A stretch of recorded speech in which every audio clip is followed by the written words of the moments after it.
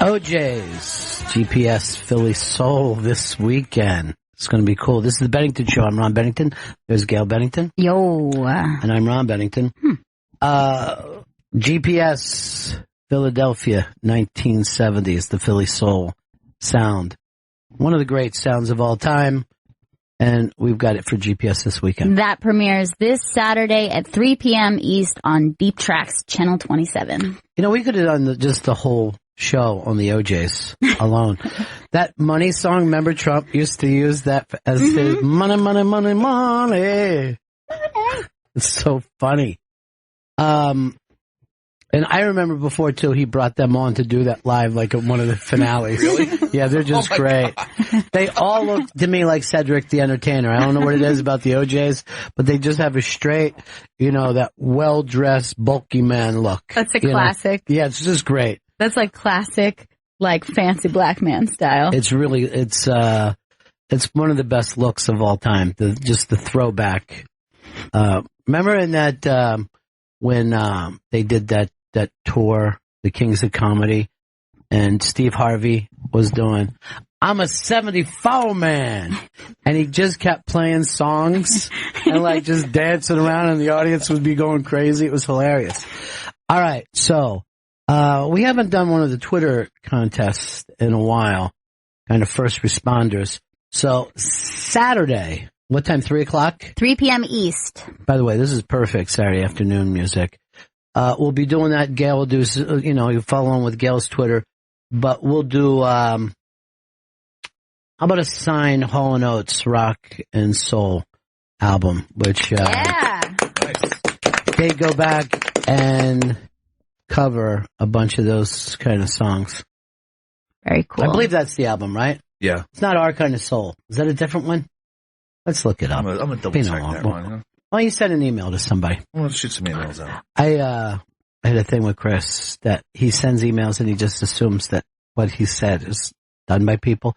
So I see this guy who's going, oh man, thank you so much for doing my show. And I'm like, I think I already canceled it. And he's like, what? I go, yeah, Sirius is sending me to DC that week. Oh, by the way, that's like a little announcement too, that we're coming back to DC and going to have fun there. You're invited.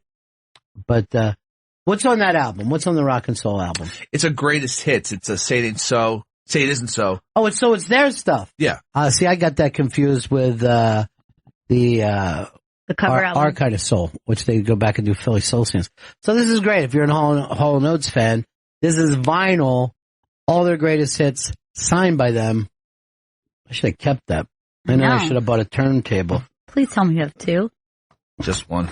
Damn it. Todd. Only one. Guy's here. Why not have him just sign it? Sign 100 of them. Here's some of the stuff that's, by the way, there's a Paul Provenza, interview up on the iBang that's just, terrific. And also the heckler who hit a comic with a glass after a Trump joke. A woman throws, what's the comic's name? This happened out in LA. John Caparulo. Oh yeah. Very funny guy. Let me see it just for a second. It's up on the iBank today. Fucking pencil. I mean, that's it. It's just a big fucking cement pencil. Some people think it looks like a dick, but I think they're saving that design for Trump's monument.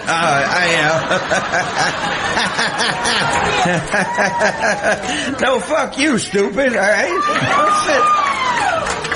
What are you, his fucking mom? Get the fuck out of here. Oh, God. Am I the first one to dislike Trump? Oh, my God. I must have invented disliking Donald Trump. Hey, on your way out, remember, you can suck my balls anytime you want, all right? Fucking break up my show, lady. You know what? You come up here and do this shit, and I could go fuck. Oh.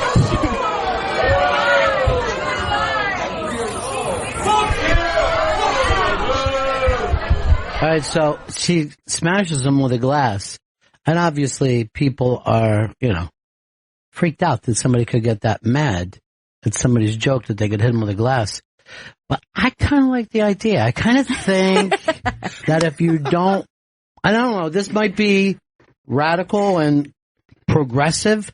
But I think if you don't like what someone's saying, throw a glass at them. Yeah, well, that's the thing is you never know when there's going to be a snowflake in the audience who can't handle a joke. What if you did this instead of throwing the glass? Break it, stick the guy, turn it. Then he has broken glass inside his body, and that'll teach him. That's when it really hurts your feelings. I make sure, because of my producers, I only use paper cups to drink out of. Because I don't want, you know what I mean? She whipped that thing at him, too. She got a pretty decent arm. It looked like she sidearmed him. Like it was an old Ket Takovi coming in sidearm, like a snake. You think it's not going to be a strong pitch, and then you're like, I don't know. That thing seemed like it was coming down the third baseline. There was no hesitation there with her. You know, it's like when you're going to chuck a glass, you got to make the split decision. Well, a lot of times if you're leaving a place because you're mad because someone made a joke at a comedy club, you basically have to think, do I want to leave this glass behind or should I just throw it, make a point? Since I can't finish my drink. I actually did a show last night at the Stand. It was so much fun. And it was a cigar and whiskey tasting show. So you go out on stage and people have 5 glasses of whiskey in front of them and 2 high-end cigars. And my Trump material went over so well because I slightly adjusted it to be pro-Trump. And I see no hypocrisy in that whatsoever. Because number 1, you want to get laughs. And then number 2, you want to make some kind of statement. That's why no one... First things first. That's why no one throws a glass at you. That's true. If I would have went up there. But I mean, it's only the slightest tweaking because, you know, people, they get it. I mean, like, even if you're a big Trump fan and you're a business guy, you're like, yeah, I know he still fucking pisses people off. I went home last night and tried to watch the Jeff Sessions stuff, and I'm like, I should just go to bed. What do I give a fuck about Jeff Sessions? Because I don't. I don't give a goddamn about that guy. But there's always something. There's always something to care about. You know, I've been reading how the guys who fucked up the Oscars are getting death threats, right? The 2 stupid accountants. And people are like, could you believe that happened? I'm like, come to one of my live shows and see what my producers do to me. I mean, seriously. The scandalous nature. And there's nothing, people are like, do you think they did it for, no. Somebody fucked up. That's all. Yeah. Somebody was an idiot. Yeah, because it only makes them look bad. You know what I mean? Like the hype around it was not like, ooh, I'll have to watch the Oscars next year to see what kind of mistake. It just was like, oh, this is just really awkward. By the way, I didn't even think it was good TV. Like, I did not sit there shocked. I went, oh, a fuck up. Dummies. You know what I mean? But I did go, like, why did it happen at the end of the night instead of, you know, I know. for best sound mixer? But I did think that it, as much as it was, okay, best picture, that's a huge fuck up. I think it would have been way worse if it was like an individual's award. And then you would have had one actress standing up there receiving an award and then have to hand it over. That would have been just too uncomfortable. At least they were all together in it. You know, that's it's like kind of, yeah, it's like, oh, I'm sorry, Emma Stone did not win. That would have been fucking great. That would have been so uncomfortable. Emma Stone's face, though, as she was getting the news. What? No. My well-paved ass cannot handle this kind of stress. Let me tell you something, though. I don't see how, I mean, they're blaming the dope who did it, but why would you print the ballot, the Emma Stone ballot, twice? Because she was holding her ballot. Yes. Apparently they say that they always print 2, and I think oftentimes they have them on opposite ends of the stage in case some mix up where, like, the presenter is on the wrong side of the stage or something like that. Well, that never happens. So this thing, instead of saying, hey, we'll have the pretty girl come running out with the actual vote. Like, they don't, like when you vote, right? Yes. Do they tell you when you're voting for an election? Vote twice in case we lose one of them. That's fucking stupid. There's one vote. And, you know, Warren Beatty, why didn't he just go like this? I don't know. This fucking says Emma Stone on it, ladies and gentlemen. Did she win Best Picture? That's what I would have done. I would have gone like this. Chris did a great job with this. He fucking gave me an Emma Stone thing. Shit. Chris, did you have a moment that you thought, as a producer, at least I've never made an error that large? Yeah, I kind of, but then I also thought, why didn't, they must have realized, like, fucking before they opened the fucking thing, Like the guy What are you talking about? Like he didn't. Okay, so he opens the thing. He sees La La Land, but he also sees Emma Stone's name. That's why he's like pausing and going. And instead of just going, hey, is this the right thing? Because it just says her name. And then he turned around and showed it to the old lady. He never said La La Land. Right. He let Faye Dunaway say it. Yeah, he showed it to her. I think he might have showed it to her to be like, hey, what do you make of this? But Right. she thought it was like just read this. She sees La La Land and just says it. But he didn't communicate that well enough. Oh, no, not at all. He did not say, hey, take a moment and look at this and tell me what you make of this. And he's also in his 70s or whatever, Right. you know what I mean? And now he's supposed to spring into action because the accountants couldn't get their shit together. I mean, the amount of people who tweeted dotering at this fucking guy was a Hollywood legend. Yeah. You know what they should have said? Two of them should have walked up there and said, by the way, we made a better movie 50 years ago than any of you fuckers today. I mean, say that about anything else. Any other product 50 years ago was better than today. It doesn't happen. I don't, to me, the whole thing seems smaller than life anyway. I don't care about it. I've seen far more uncomfortable, awkward moments on TV, which is pretty surprising because that should have been the worst thing ever. But there's nothing worse to me than just like a cringy live TV moment. Like it makes me want to crawl out of my skin. I just feel bad for them when they have to read jokes that don't land. Yeah. You know? At my regular job, I've been a slave for 12 years. But What? tonight, I'm a slave to the Oscars. What? The nominees for Best Picture.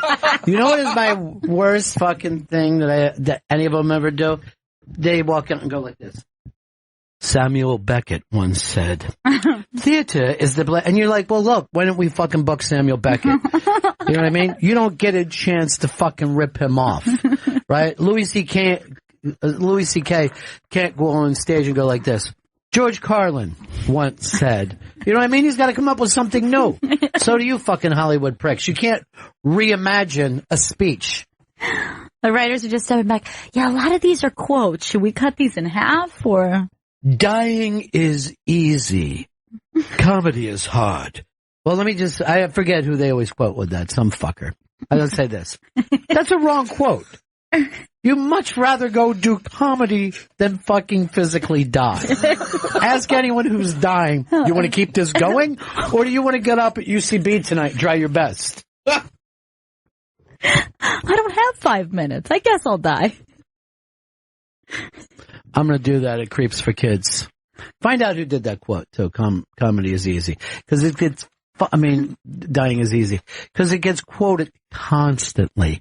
As if it's a fact. As if he's saying rain comes from clouds. It's poetry, but it's also truth. They said it was Groucho Marx. No, it wasn't Groucho It's Marx. been attributed to many people. It has not. They say the same fucking dude's name. Groucho fucking ripped that line off.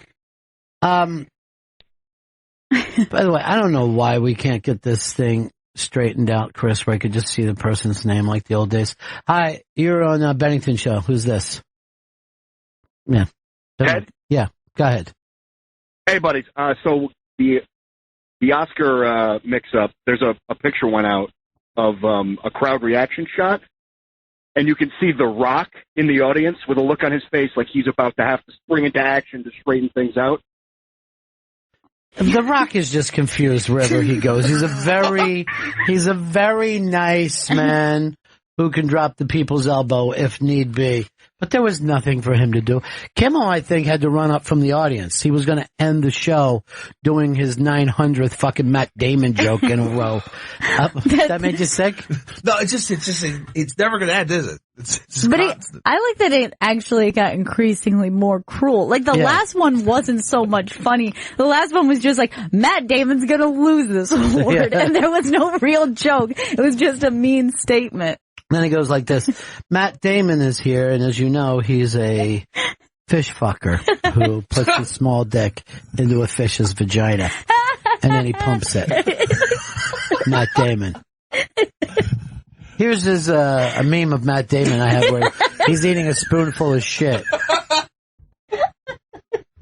Get him, Jimmy! Edmund Keene is the man. Thank you. Lived from 1787. I don't care how long he lived. 1787. What are you doing, a fucking book report? Let's go to Troy, South Carolina. Hey, Ron, I'm passing past the chicken livers and gizzards place. Man, I'll tell you this. I'll eat the hell out of chicken livers. I don't care what anybody says. I love them. Yeah, it's comfort food to me. Yeah. But I know that most people find it like a fried chicken liver. Because I know some people do a sautéed chicken liver. No, fuck that. You gotta fry it up. You gotta fry it. Southern style. The best part's that it's in a gas station in Turbyville, South Carolina. But that's not why I called. I'll eat chicken livers in a gas station. I don't see the problem with that. I'm fine. Well, they got the TV on. You can watch your stories while you eat lunch. That sounds great. Young and Restless is coming up.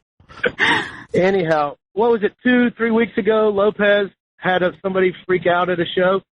Oh, yeah. Somebody was yelling at the show, yeah. How long till they're going to make us start? How many snowflakes does it take before we have to start signing disclaimers to go to a comedy show? Well, the thing you is, might get your feelings hurt. Yeah, when you go there and you don't know that people make fun of Trump, I guess because you don't watch late night TV. Right. You know what I mean? But I don't know. The Republican snowflake, it's a kind of a weird backlash that I certainly didn't see coming, but then, I don't pay attention to a lot of things. But, this has always happened at comedy clubs. I had a friend who had a leg broken because somebody jumped on stage. Paul Versi was just telling me last night that a guy threw a bottle at him one time. When I was a kid, the first time I ever got heckled, I threw a fucking glass at the guy. So kind of reverse. Yeah. You attacked the heckler. I thought he was starting a fight. I didn't know. And I got off stage and these older comics going, kid, we have lines that we say back to people. We tell them we don't go to their job and knock the dick out of their mouth. And I go, oh, okay, so you just say lines back. So what do you do with the glass when you're angry? Just hold on to it? Just put it down. So I don't throw glasses at it. I don't know why the club guy ever even had me back. It's a fucking ridiculous thing. But I just immediately went to Delco pissed. What did you say, motherfucker? And jerk off. Now, here's something. Okay, so if you were at a party or even a bar and you heard someone making a similar joke, would that woman have thrown a glass at that person? Is there something about an audience member and someone on stage that makes the heckle, like, much more magnified? Who knows why people do what they do? Like, it's just at a dinner party and someone made a Trump joke. Like someone said, his monument should be a penis. What I normally do is throw my champagne in their face. Well, I say. It's always funny to me in a movie, like if someone starts to pour something on someone's head, they never run out of the way. They just let it happen. Yeah, they just blink through the, like the liquid. Yeah. That's it. Just slowly blink. There's nothing I can do. There's being liquid poured on my head right now. They don't slap the arm or pull out of the way. That's one of those movie cliches that is just like, that only happens in movies. It doesn't exist anywhere else. Well, I will say this. During an Unmasked, and it was a very early one, a comedian who normally smashes watermelons was spitting out some watermelon on stage. I'll just say it wasn't Gallagher 2. It was the original. And some of his watermelon that he was spitting went right on me. So I had a water, and when he was done, I just poured it on his crotch, right? And Gallagher, being the showman that he is, just sat and let it go. And then 5-10 minutes later, and we're going on with the interview, right? Because I felt like I had to get the crowd back. They were all laughing, Right. And, but he just allowed it to happen. And about 5 or 10 minutes later, he goes, some just went my butt crack without ever stating what it was. And I'm like, fucking Gallagher is a genius, dude. Fucking Gallagher is a genius. And Ollie, I mean that. He's fucking a brilliant, strange, weird dude. I like that you're like, I gotta get the crowd back. This is what has to be done. I mean, they all went fucking crazy when he spit watermelon. And I'm going to say the truth. He didn't mean to do it. Right. But like I saw them laughing and pointing. Much better than throwing in glass. Well, again, I think I was drinking like plastic. If it was glass, I'd have broken it, shoved it into his heart, turned it, and said, there. How's that for wit, Gallagher? I got you back right now. Too far. I'm being told that people are very excited about the GPS prize signed by both Hall and Oates. Rock and Soul Part 1. Vinyl. Collector's item. Here's my buddy Lewis in Manhattan. Hey, Lewis. Hey, what's up, guys? First, before I say what I have to say, one of the things that really annoyed me about the mix-up with Best Picture was when the guy snatched the envelope out of Warren Beatty's hand. I thought that was very disrespectful. Yes, it was. But remember, the guy was losing it. Right. You know what I mean? Like, he's out of his mind. He was crazy, and I think he was just, like, the adrenaline of just, like, disappointment. But wanted to be a classy guy, and he was. I'm so glad my friends at Moonlight are getting this after I walked up on stage and thanked my mom and my girlfriend. I think that they should have had to stand there and unthank everyone. And no thanks to my wife. Clearly, all that support meant nothing. I'm so sorry I told my kids to go to bed. They think Dad is a winner instead of a fucking loser, like he always has been. Just let them have one last dream. But what I wanted to call about was I enjoyed the entire Oscars, man. I thought it was great. But the thing that cracked me up at the end of it, I found out that remember the bit that Jimmy Kimmel did where he had the tourists come in? Yeah. And remember the guy that was going around kissing all the women's hands? Right. That guy was in jail for 20 years for rape. Well, see, here's the thing. There was a sexual assault thing from when he was 17. But what he was in jail for 20 years was for stealing perfume. Because he was one of those 3 strikes and out guys. Oh my God. And he did fucking 20 years. Wow. Because he thought, I guess he stunk. Wow. But yeah, that whole bit went on. And it was like, look at all these, you scummy fucking people. Look at the beautiful people that are here. I had a good 30 seconds where I was like, this is a cute concept. And then 30 seconds later being like, all right, wrap it up. All right, but let's look at this from Jump Street. They're movie fans, right? Mm-hmm. But they're on a tour to see dresses instead of watching the Oscars? Yeah. I haven't fucking missed the Oscars since, I don't know, I was old enough to fucking remember. Yeah. All right, well, it's good to talk to you, buddy. All right, man. Same here. All right. So anyway, I forgot to tell you, last night this was, pretty fucking crazy. So we're doing this, whiskey tasting and, cigar show. And it's like the gentleman's night. Mm-hmm. It's really a fun night. We went into the courtyard normally only used for weed smokers at the stand and we're smoking cigars. But who is there? Flew in from Cleveland only to fly back this morning. Go Pack Joe. You came flying in. Oh, wow. For the night. That's awesome. That's crazy. He and Omi were hanging out together. Omi came in from Yonkers. And they were having a blast. And I'll tell you this. They did sample all the whiskeys. Good. And they did enjoy all the cigars. They were having a night of it. And at a whiskey sampling, you don't spit the whiskey out. It's not like wine tasting. Well, it's but Go Pack Joe, who is I think a hired CIA killer, and he was telling me last night he's been like to 186 countries in his life. He flies all over. I mean, like countries you never heard of. Yeah. I don't know what he actually does, but I can only imagine he goes in, kills a leader, and leaves. But those guys were so much fun. And like, so I'm smoking cigars with them before the show. Then they head down. They get the show started. There's a woman that comes out and explains, what all the whiskeys are. Because some of these are whiskeys and scotch that you can't get anywhere else. So there's all these beautiful glasses and everyone's got like at least 5 glasses of whiskey plus free cocktails are going on, or cocktails that are part of the package. So I get announced and I'm walking out on stage and I could hear Omi. He's going like this. He's in the back, and I could hear him screaming and beating on his. I'm like, this is going to be a funny night. But you can't blame anyone. I mean, the crowd was talkative because they have just drank kind of scotch 7-8 cocktails before you get there. It was a really good time. To me, that's how every show. By the way, there was great food going around too. So it was like a nice package for yourself. Yeah, that's quite a gentleman's night. And then also, someone was being very friendly with the wax. Oh, really? The dabs, the mustard. Yeah. I had never really, because I'm not a marijuana smoker, so I was enjoying the whole process.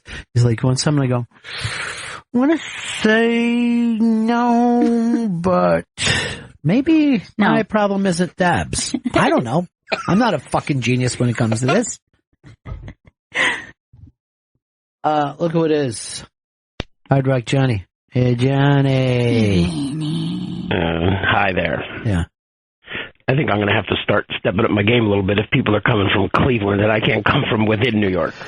Go Pack Joe was there, and Johnny is 5 minutes away, and is like, I'm not going. Johnny Go-Go out the other night with his lovely wife and another lovely young couple, just rocking it out, having the time of their life, being offended by Louis J. Gomez. He told me all about it. Did he?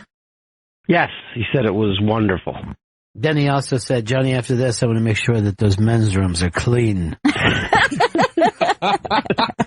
He's not my boss. Tough but fair. Yeah, so. It's got to be great to have a boss like him. Not like I have with Wiki, who went like this when he saw me today. Bennington! That's how he calls me into his office. So my question is this. Mm-hmm. Would you like to have the PricewaterhouseCoopers guys as your live producer or Chris Stanley? Not even close. I mean, Chris Stanley, before we started that joke show the other night, Street Jokes, I thought that you were going to have a complete meltdown because you were worried about the opening. Yeah, I was. Yeah, because I've screwed up a number of openings, but I believe it went well this time. Here's what. Well, the song, the song needed to be tightened up, but you always have to remember this. I forget shit. I am mad at that second, and then I never think of it again. Like when I found out last night that you didn't fucking contact the guy whose show I needed to cancel. Yeah, I was mad then. Then by the time I see him, I'm like, what's up there, data boy? Dating a lot. Yeah. I met a couple last night that 3.5 years they've been together.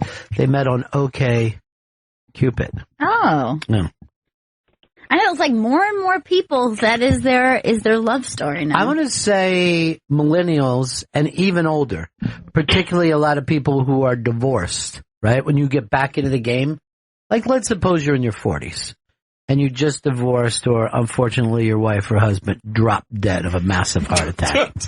You don't want to go out to a club. You know what I mean? You're not like, I'm going to get a sitter, go out to a club, and hope I get the opportunity to blow someone tonight. They don't share my interests. Well, it's just as easy to upload on one of these sites. Just swipe. I don't think they want to use Tinder. I think OkCupid has a Tinder-like app. Yeah. Are you going to go in there and find another waterhead to bang, or are you going to fucking try to do it the right way? I'm going to try to do it the right way. You got anybody in the chamber? Well, there's that other 18-year-old that you saw yesterday that seems to be a human being. I don't think she's 18. I think she's younger, and I think it's a sting operation. You think it's another catfish? Another? Why don't you just ask, see if she wants to meet out at Chuck E. Cheese? Oh, God. She told me she's in a boarding school right now. Chris, I'd like to see you She's in an abortion school. I'd like to see you move to Plenty of Fish. I think that's more age appropriate. You're going to meet some nice girls. Now, what is how's Plenty of Fish different? Plenty of Fish, I believe, is a Christian singles hookup. I didn't know that. I'm pretty sure. I thought it was for lesbians.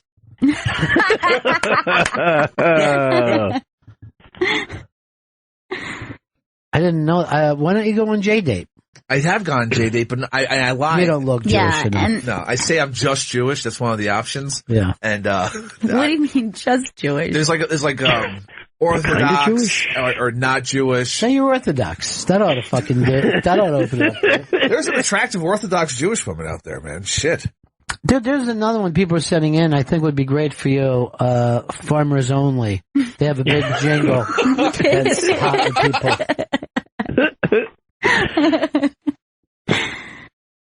You don't have to be lonely at farmersonly.com. Johnny, what would you do if your wife was hit by a bus? How long would you wait, by the way? At least a year, maybe more. See, I always admire the guy who brings a date to the funeral. Oh. Just so everyone knows he's not gay. Do I get a +1? I got to my own wife's funeral. Oh, you got Farmers Only? Yeah. This could be you, Chris. I hope so. Chris does have a lot of... truck. Dating online, he's had no luck. Needs a country girl who understands. Jenny is tired of being alone. Works in her garden, stays at home. Just wants someone to hold her hand. You don't have to be lonely at farmersonly.com. She's adorable, huh? Just fucking trying to ready. Do we both have to be farmers? Yes. Like, what if just like that's my fetish? Well, that is a fetish. For a lot of women, they want a dude that's going to fucking tape an ear of corn to his ass. See if there's something called cosplayonly.com for you, Chris, where you can show up dressed like a stormtrooper and bang Wonder Woman. Or at least like furry friends or something. They've got to have a dating app. Yeah. I mean, they have to be able to find each other somehow.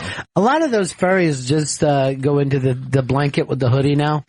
And you're like, that does look comfortable. Furrymate.com. Okay. There you go. Dude, sign up. I mean, I would, but I have to buy the suit. I don't have that kind of cash. I feel like they're expensive. We will rent you a beautiful fucking suit. All right, I'll want to be a fox then. You? A fox?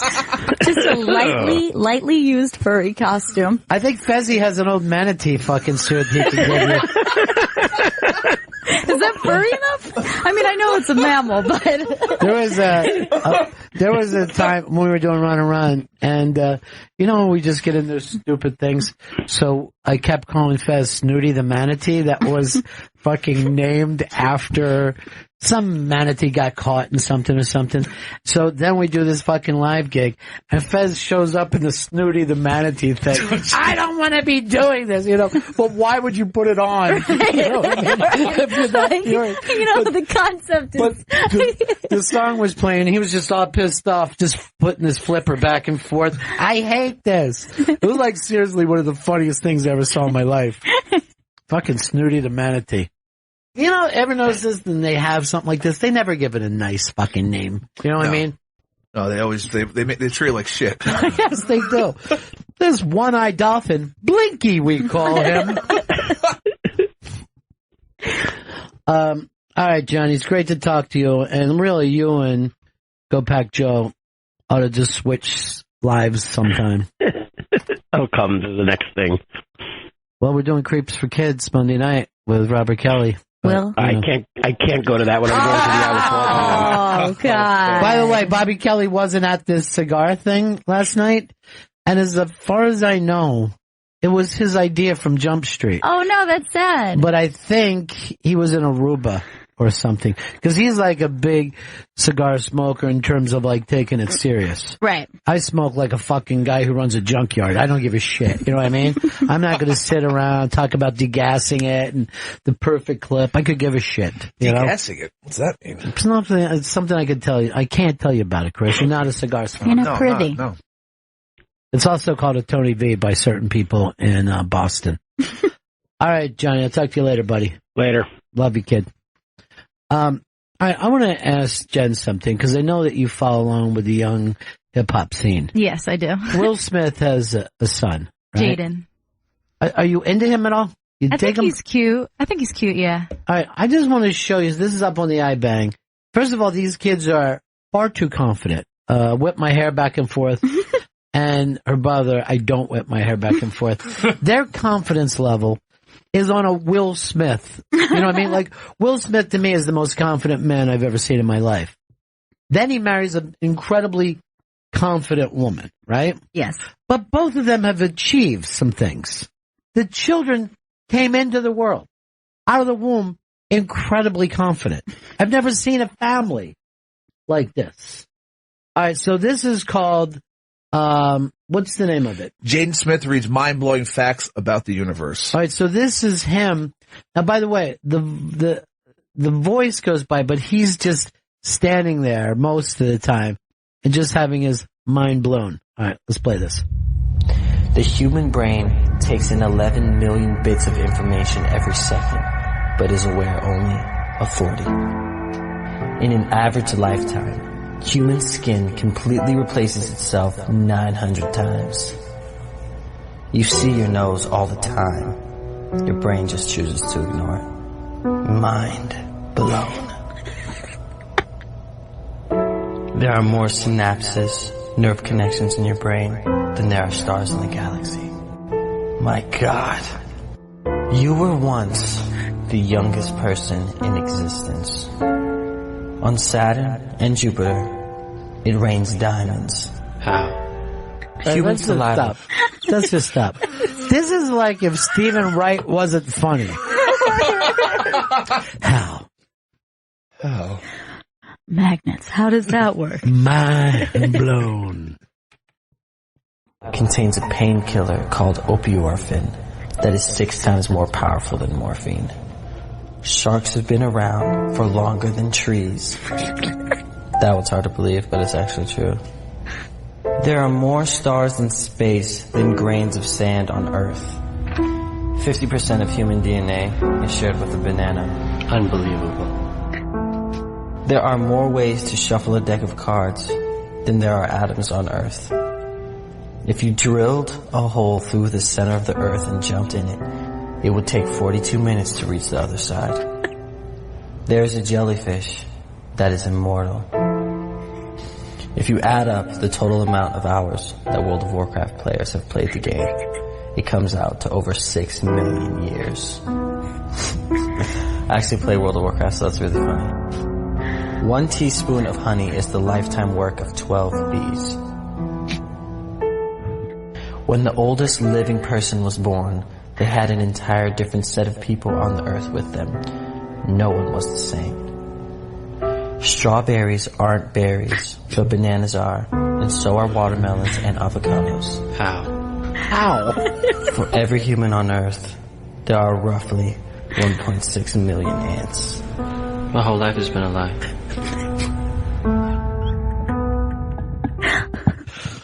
No, seriously, people get mad at that kid, but that was fucking amazing. I like the ones that, like, he'll say something really heavy, but then he'll be really freaked out about bananas being berries. How? The snap effect. He's locked into bananas. It's twice he come up with bananas doing that. There's so many banana facts. I'm telling you, the confidence level of that fucking family. No one's ever seen anything like it. No, they can't be stopped.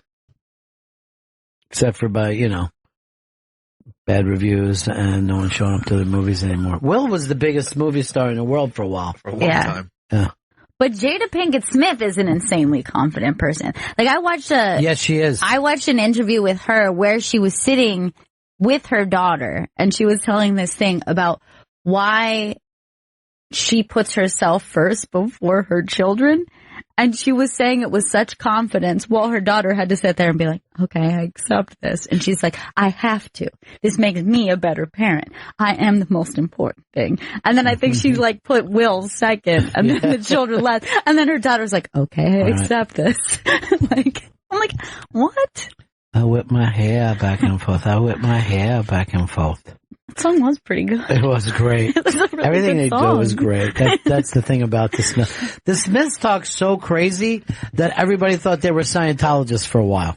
That's how fucking nut. And they're like, no, we're just making this shit up ourselves. And I like that I came up with Eaton too. Jaden just started wearing dresses and everyone's like, is he trans? And he's just like, whatever. Yeah, like he wasn't even like going to address it. What I really am is a skirt-wearing motherfucker. I don't know. One day I saw him. He said he taught himself another language or some shit that he made. They're confident. They're confident fucking people. But you're right. His wife, crazy. Like, she puts Will down. Remember, like, Obama's wife was always doing that? Yeah. Like, he'd be like the president and stuff.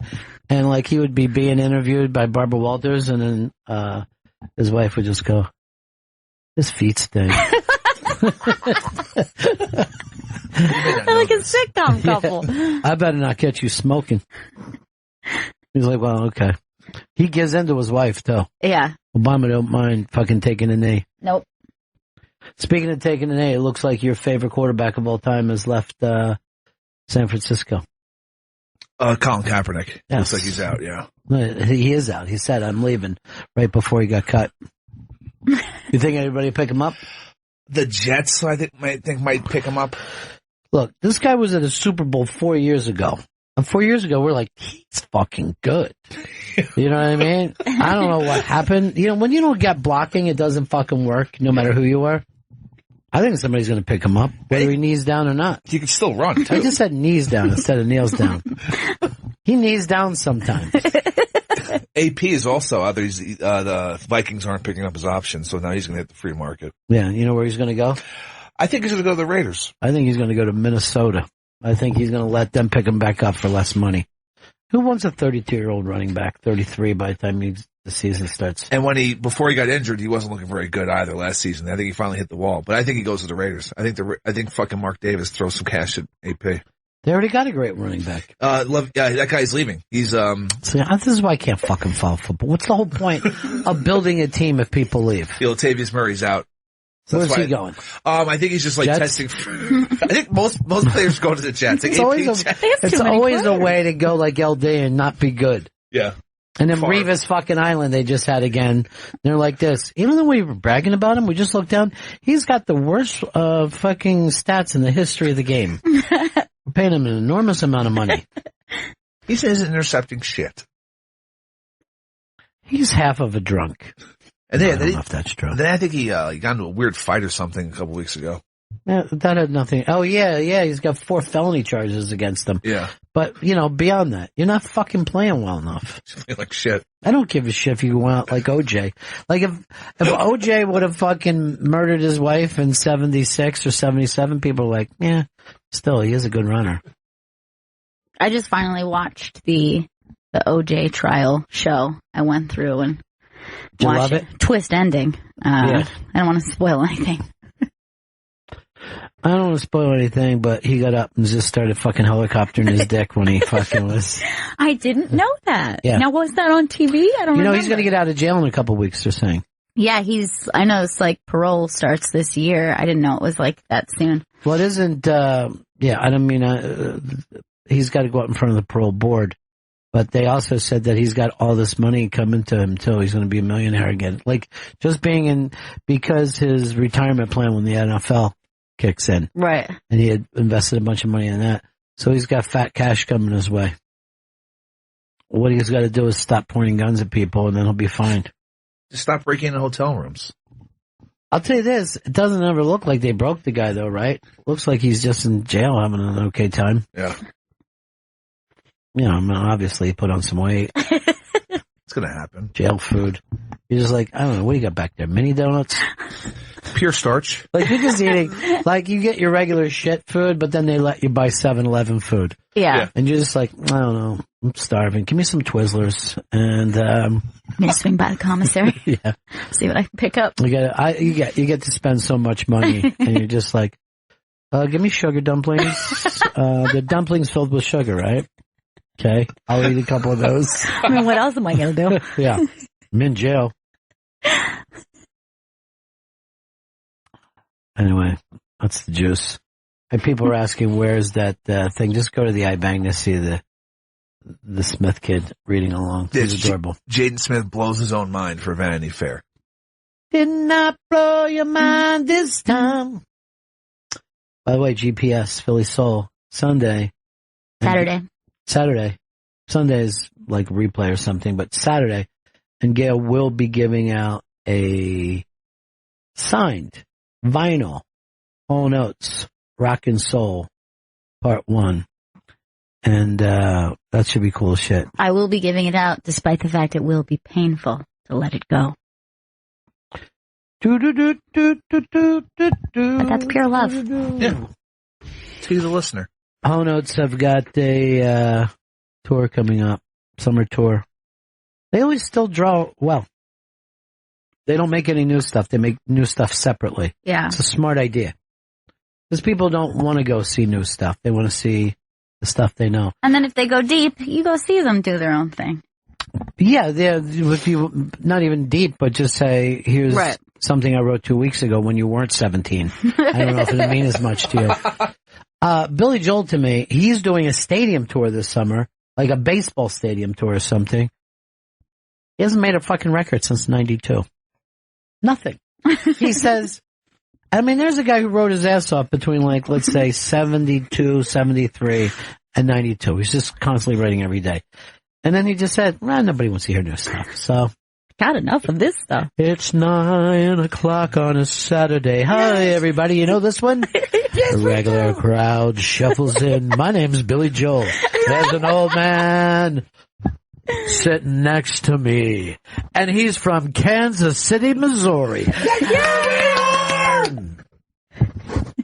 Making love to his Kansas City Chiefs mug. Go Chiefs! Kind of fits.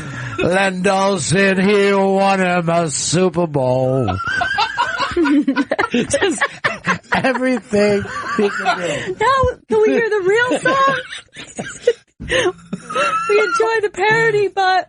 And one time President Reagan visited here. I remember that. We have a fine zoo and museums too. It's a totally different song. And Kansas City has the best barbecue. Oh, yeah. Fuck you, Texas and North Carolina. Yeah! Give it on, Billy! Just playing to every fucking inside thing that makes people happy. Like they already bought a ticket. Yeah, but it just has them going into a frenzy. That's always my favorite fucking thing people do. Just bring up, you know. There's a lot of local news on Channel 8. I want it! That's the channel I watch!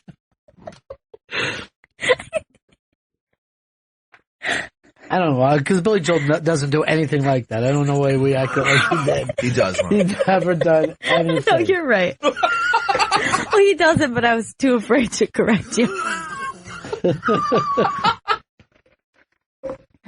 Actually, Rod. So there's some map porn up on the iBang today. Spring is springing early, and the cherry blossoms in D.C., which people plan vacations around, are going to be 2 weeks early this year. They're going to start in like 2 weeks instead of the end of March. Look at this map of just where it is too hot, too fast. It's just like a big red splotch across a good 50% of the U.S. But what was that freezing thing that we had a couple years ago? They had a name for it. Oh, shit. It like was frozen El Nino, I'm going to call it, but that couldn't have possibly been it. Deep Arctic, possibly? Maybe Deep Arctic. Maybe that was the name of it. Let's go Deep Arctic. El Frio. Anyway, that's also the name of our new prog rock band and album, Deep Arctic. We are Deep Arctic. Let's get cold. It's getting chilly in here! Oh, you're back to that again? No matter who's there, that same guy's at the show? I love all these shows! But Chris Stanley had you considered breaking news story. You were very proud of this. And that's the amount of piss in public pools. Yes, a Canadian, some Canadians figured this out. A Canadian? Why would you even have to say it? Doesn't matter. There's some Canadians out there, Ron. And, hey, a Chinese guy, come up with something the other day. And what is his religious affiliation? Unsure. This is why you're not on the zoo. On the news. I just went back to the zoo again. You know what? I need a little time off for myself. How I much? need to take 7 months off. Really get to know myself. Why don't you ask Don if, like, can I get a little maternity leave for myself? Bennington! Are you asking about maternity leave again? Because I'll have your ass out of here so goddamn fast. You won't be able to say lickety jump street. So go ahead. What did you say the Canadian came up with? How much urine? A colored guy in Canada had a fact for everybody. Get closer to your radio. It's me, Chris Stanley. What's the average amount of urine inside a public pool? What do you mean average amount?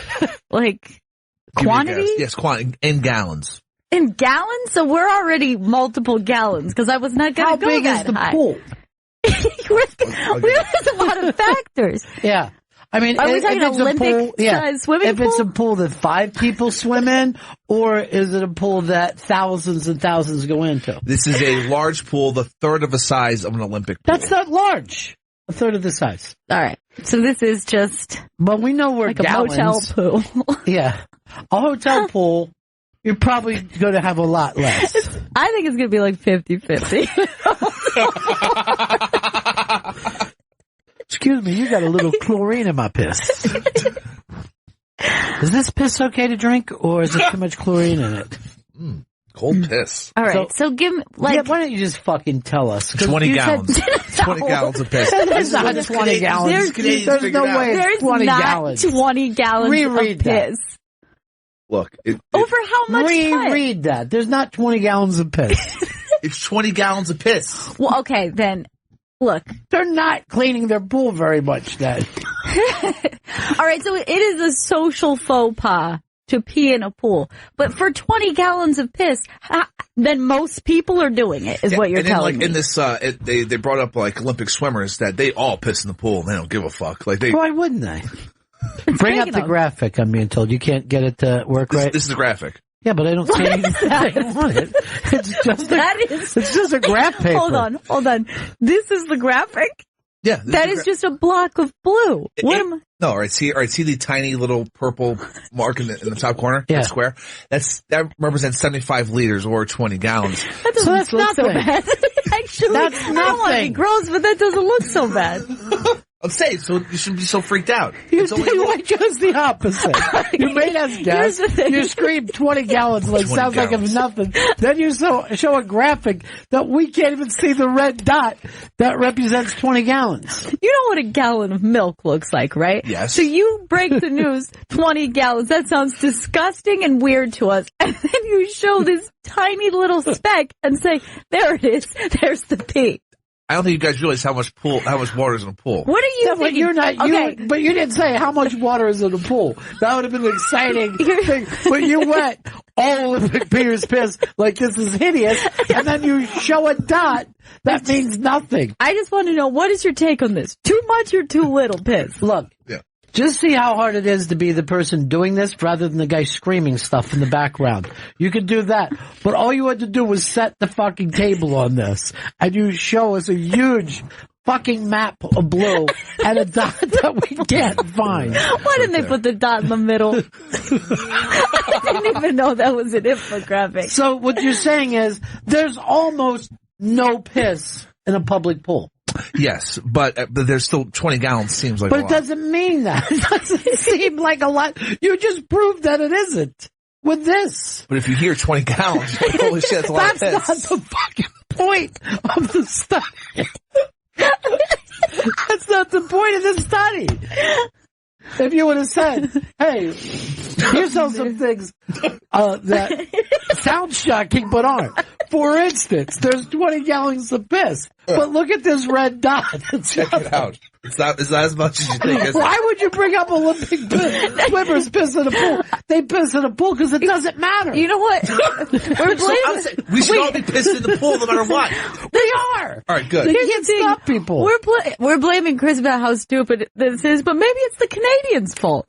I mean, why did he even do this experiment? Normally those pools are frozen, or there'd be a lot more piss.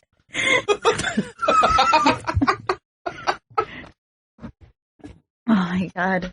What are you fucking, why would you bring this up? I think we'll throw some fun facts here. This is a bitch pool. Fun facts. 20 gallons of people piss in a pool. Oh my. I'm Jaden Smith and I'm freaked the fuck out. A lot of people drop bananas in pools. You're crazy as fuck. Seriously. You're as crazy as the women you fuck. That's how crazy you are. Oh boy. This isn't good. What isn't good? The fact that you didn't read the article that you fucking tried to pitch us? I did read it. So I knew the Canadian was behind this whole thing.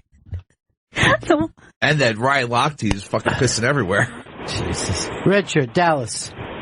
Hey, good morning, guys. Hey, two things. The winter thing was a polar vortex a couple years ago.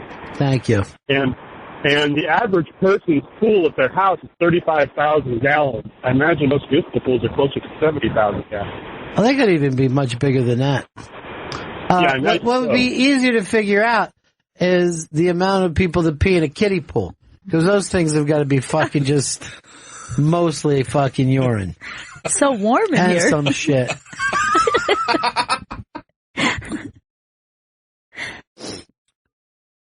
You're a fucking maniac. All right, we got a break here, right? Yes, we do. I keep seeing you look at your papers, but you won't say we got a break. I thought we, yeah, here we go. All right, we're going to break here. Back in just a second. Bennington. Welcome back to Bennington. Coming in a little hot there, Vito. Bring it down. Mike Robles. Hold on. Vito, bring it down so Chris can talk. Welcome back to Bennington. Thank you. Oh. Thank you, Chris. I'm sorry. I just had words with Vito. Mike Robles is in studio. On Twitter, it's at the Mikey from NY. Mike is a fabulous young comedian living in New York City, but you were born in New York, unlike a lot of people. Yeah, that's right. I was born in the Bronx, actually. In the BX. Yeah, the boogie down. That's right. The boogie down. Is it, have you ever seen any of this stuff of like what the Bronx was like when hip hop was invented and all that, or when it was all gangs and stuff? There's so many documentaries out. I haven't really seen anything. The only thing I really get is like stories from my parents. Yeah. And they saw it when it was crazy. Yeah. And it's actually calmed down quite a bit. People like when people say, "Oh, I'm from the Bronx," they're like, "Oh, ooh." Before Apache. Exactly.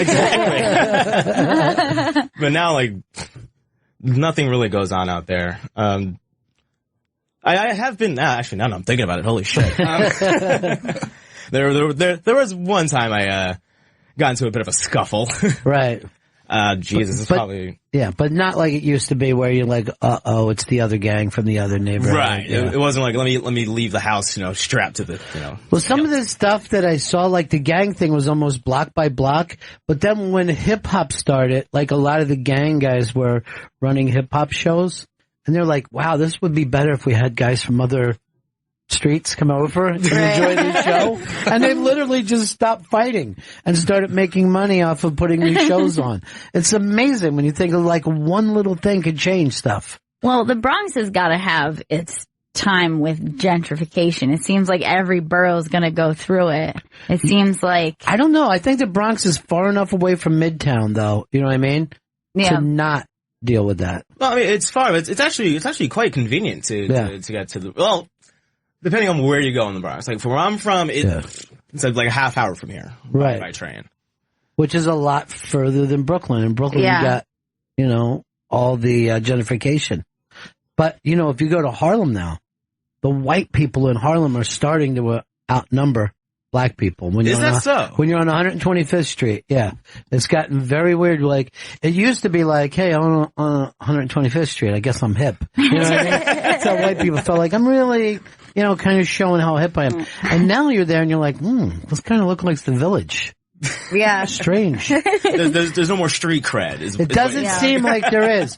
Now, what about for you, Chris? You grew up your whole life, too. Well, I remember the 80s and early 90s, because I grew up right next to Queensbridge, that it would get bad. Sometimes, a bodega owner got shot once. And but since, I don't know, since high school, it's Queens. Well, we don't all know when you went to high school, so you have to... Late 90s. You have to, he's like saying this, since my cousin was born, things have really changed. 1997 was the year, Ron. Is that right? Yeah. You got your 20 year coming. No, I was a freshman. I graduated in 2000. Jesus, he's going in a whole different way. Well, you didn't get your freshman reunion.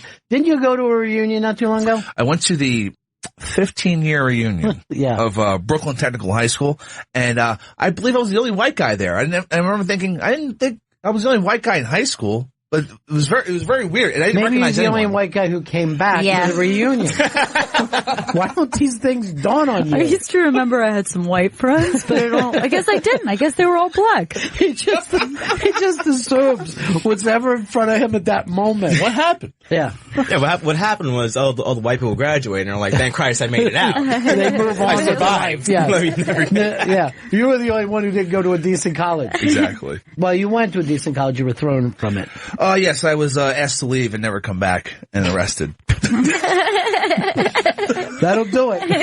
What, the white guy getting arrested? How the hell does that happen? There's got to be one every once in a while. Just Well, once I was arrested for something else, and I had to do community service. So when I go to the community service, I walk up to the crew, and they all thought, like I was the only white guy in the crew. They thought I was the guy running the fucking crew. That's embarrassing. Seriously. To clean up a park like in the ass end of Queens. No, I'm a lowlife. Don't look at me as an authority figure. I'm one of you. I steal crab legs out of the stores.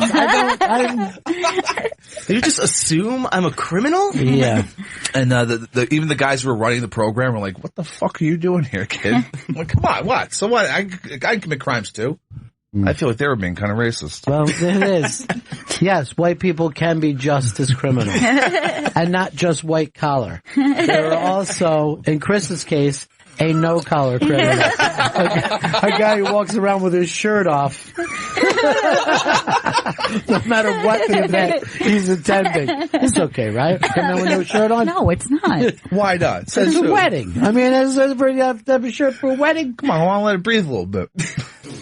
Well, you are wearing a clean shirt today, so I give you extra points. Thank you, Ron. So we didn't have any big celebs up here today for Mike to see. No, we didn't have any today. Yesterday was like, the guests yesterday were loving the rap stars that they met, and they were tweeting about it later. Yeah. We never know who we're going to get here. Right. Sometimes we have big movie stars. Other times Chris Stanley's here to tell us his old war stories. What's up, everybody? That's what you got today, Mike. And I think, was yesterday also the cast of Power Rangers, I believe? Yeah. Oh, Holy jeez. shit. Yeah. Oh, boy. But you know, Monroe Martin one night was just, he's actually saying to me, Mike, he goes like, you know when Power Rangers came out, I thought it was the best movie of all time. It's terrible. I got high the other night and I was watching it, and then he just starts going through plot points that he thinks don't make sense.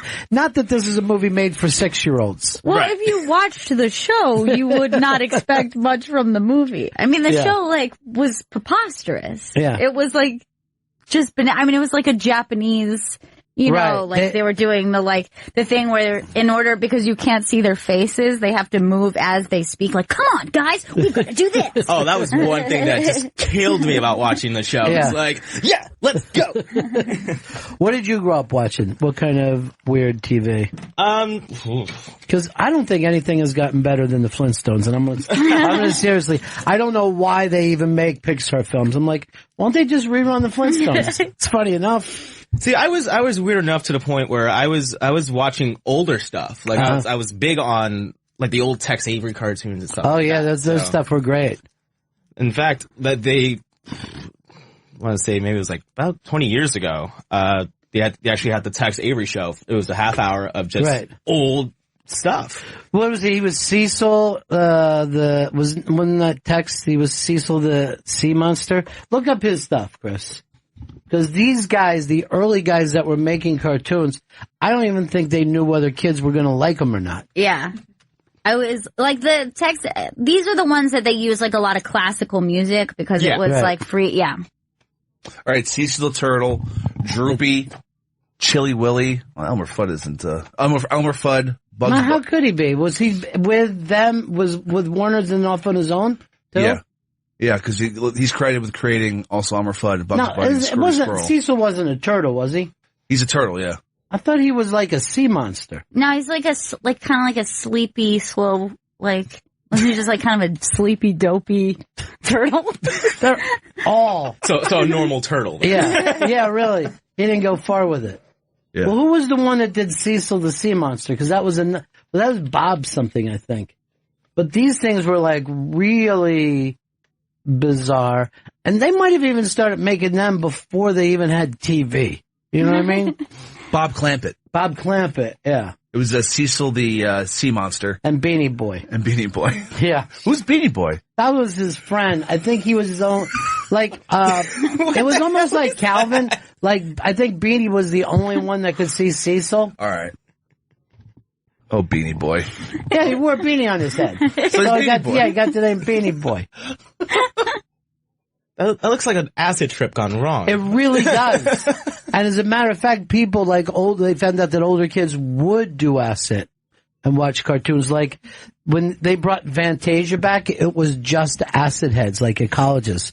Oh yeah, I remember when they re-released Fantasia. I actually had that on VHS. Jesus Christ. It's unbelievable. Fantasia, when you watch it. Yeah. You're just I've actually got to go back and watch that again. That's the one that they should have hooked up with Pink Floyd. You know what I mean? Right. Just played Floyd all through that. But even like all like cartoons were always like really trippy. Like even the cartoons now seem like just like pothead shows. Like the really like bizarre, they're like way out of left field. Everything is really random. But you know what's trippy is commercials for kids. They're just like exploding colors and people floating and shit. Oh, God, you're just watching that when you're like 5 and you're just like, I see. So reality is like acid. That's the same thing. Like, what was it about that like targeted children? Like in the 90s, it would just be like, I'm on a pizza wave. And it was like, boing, sugary sweet. And you're just like shooting pepperoni into your teacher's mouth. What?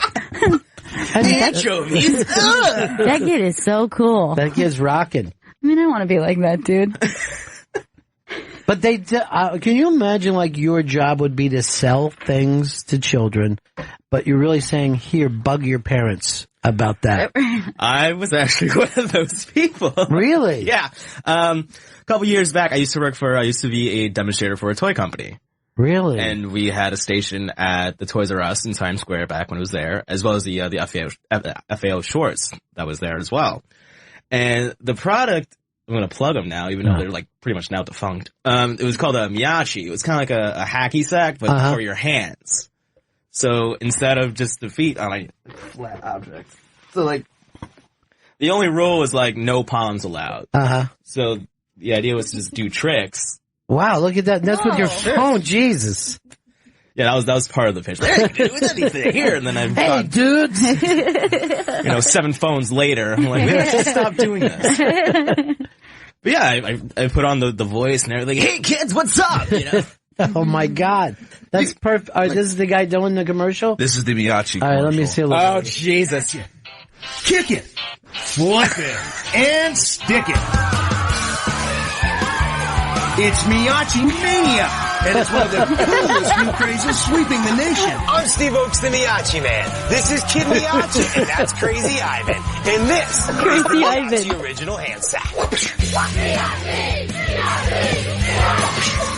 Miyachi combines the fluid hand motions of martial arts with the full body coordination of action sports. You can use any body part you want, except no palms allowed. Anyone can learn the basics in a matter of minutes. The unique patented design of the Miyachi hand sack allows for maximum playability. Look at that design. Look at Crazy Ivan. Once you get the basics, you'll step up to the next level. Oh shit. And then you can move on to the really good stuff. Wow. Cradle. Oh my God, this is hilarious. It's communist China now.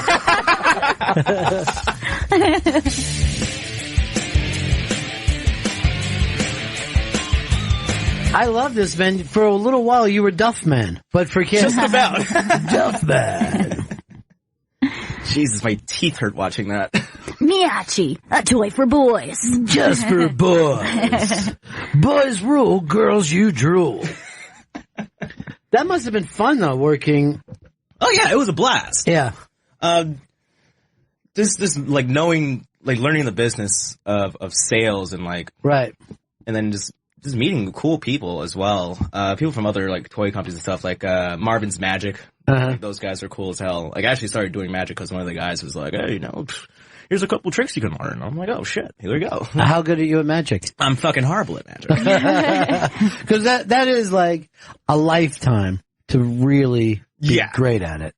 I have this one book. It's like this freaking thick of just magic tricks from beginning stuff to like more elaborate setups. Like stuff actually like requires like a good couple of hours of prep. And all I can do is make a quarter disappear. So we'll see how well that went. That's plenty, though. That's enough to make me believe in dark magic. You're a sorcerer. Yes. It's real. But you know what's weird? Like you brought up that those 2 giant toy stores are gone. Gone. Yeah. Because kids don't play with toys. They play with their phone. They get an app. Exactly. Rather than a toy. So like at Christmas, like we're like 2 years away from kids. Christmas morning, look at your phone. See what new apps you got. All my apps are already loaded for me. Yay! I'll text you how much I like it. But the physicality of a toy, like, does a kid throw a frisbee anymore? You don't see it. You do not see kids out doing weird shit like that. Yeah, I went to visit my cousin, and she's got 2 little kids, and I brought all this stuff, like coloring books and like different activities, and they just like kind of looked at them, and I was like, oh, right. And he just like immediately went on his iPad, and I was like, okay, so that's not a thing anymore. Right. This is not cool. You, seriously, it's like if you would have been my aunt and shown up with like a wooden whistle. And I actually was like, kids, these are markers and you can actually draw on the windows. Isn't that wacky? And I'm like, I guess. I'll just get the marker app. It's fine. Yeah, it's all we need. But that does change the entire way the world works when you take physical toys out of the mix-up, you know? It's crazy. So I guess their answer to that is to, hey, let's do it so that kids can connect via the internet and stuff like that. And that's like the app is, like you said, the app is the new toy. Now we can still play with each other and stuff. It's just, not together. Yeah. Not physically seeing each other. From 18,000 miles away. Yes. I have a friend in Bangkok, and yesterday I got so mad I just signed out. I remember when I was coaching Little League that kids some of them were showing up. And there were kids that could play, but other kids like didn't know how to hold a bat, had never put on a glove or really thrown a baseball. And I was like, well, fuck, when I was little, you knew how to play baseball before you went out on a team. Like you were like, I think I'm good enough to play for a team now. I'm serious, Mom.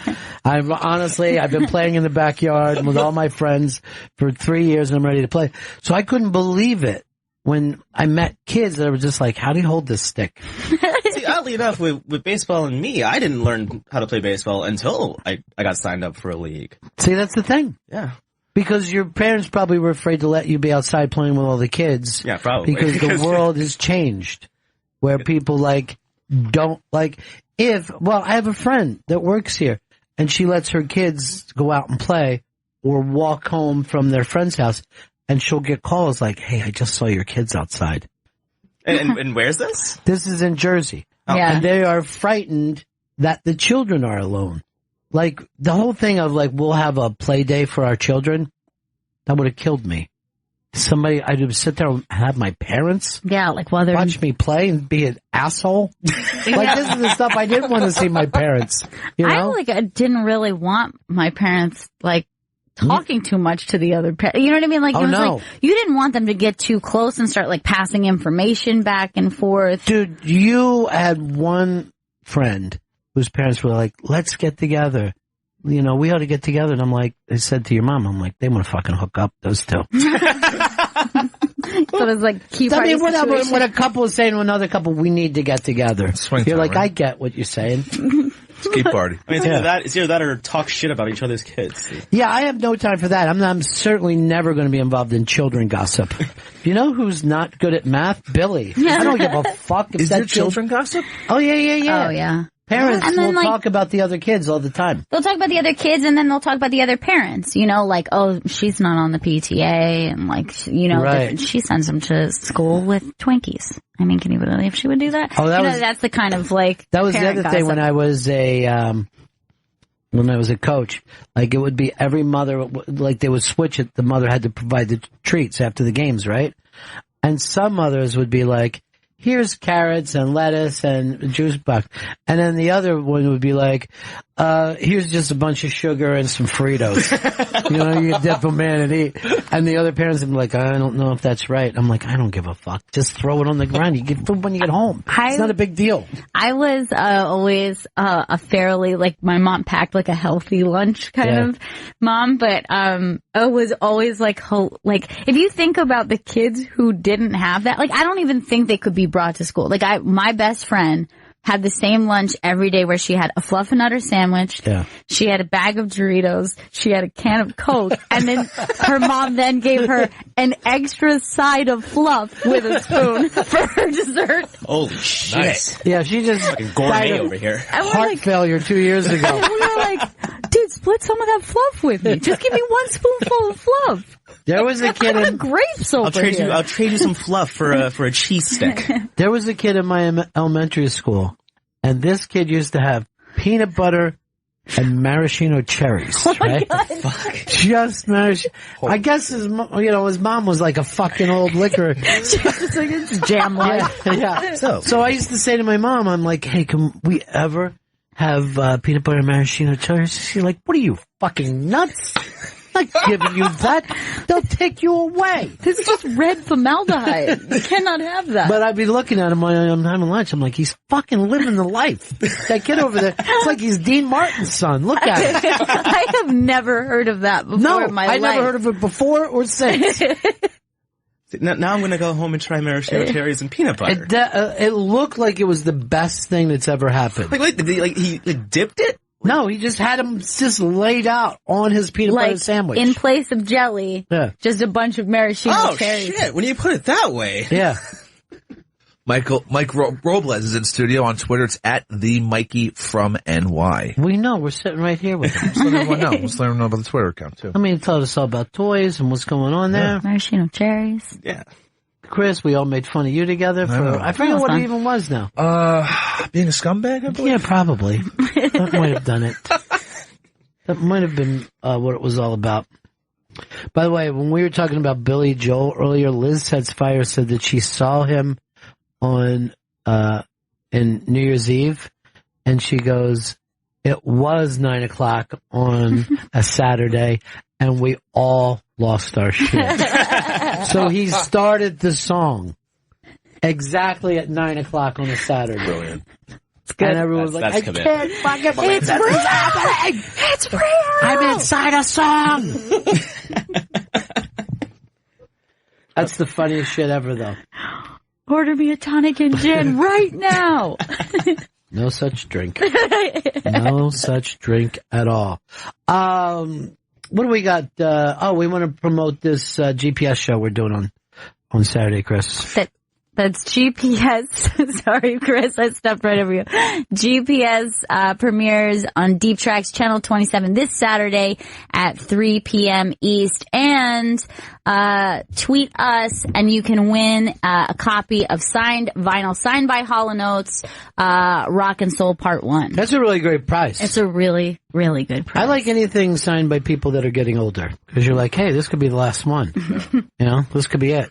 Like I always tell people at the stand, when Artie was just up, I'm like, that could be it. You could be here for the last Artie Lang show. Who knows? It's always a roll of the dice. Now, Vito, you put something up on the iBank today that you claim that there is a ghost in a picture. Yeah, so this teenage girl was on a fishing trip, and she took a picture of herself, and in the background, is it a ghost fish? No. I mean, just the context of the picture. She's on a fishing trip. It has nothing to do with the photo. All right, so that has nothing to do with it. It's the ghost of Cecil, the sea monster. Yeah, but if you look at the back by her brother, there's some weird figure that looks like a ghost. I try to make this as big as possible, Chris. This is up on the entire back. So this is a little girl. She's enjoying herself. I don't see the ghost at all. I do see that she's struggling with some bad skin at this age. Wait. Where do you see the ghost? Okay.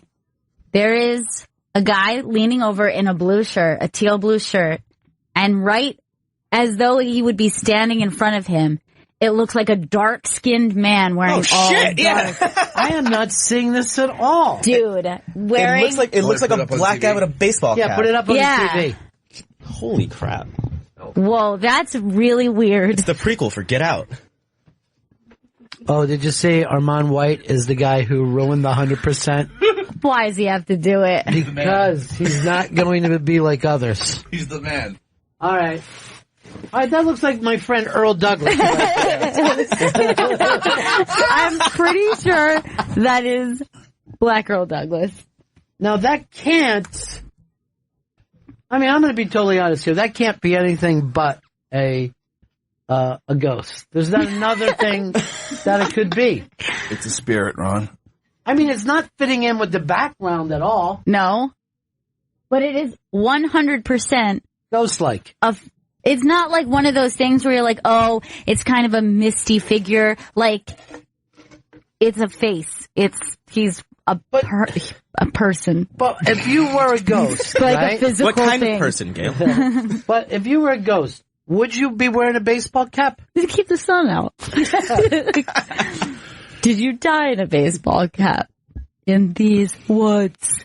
So she doesn't know it. No. The brother doesn't know it. Now, in the old days, they would have said, like with film, it could be something that was left from another picture, something double exposure. But we don't get that with digital. Yeah, the digital cameras don't work that way, right? No. Maybe this is a weird fucking theory.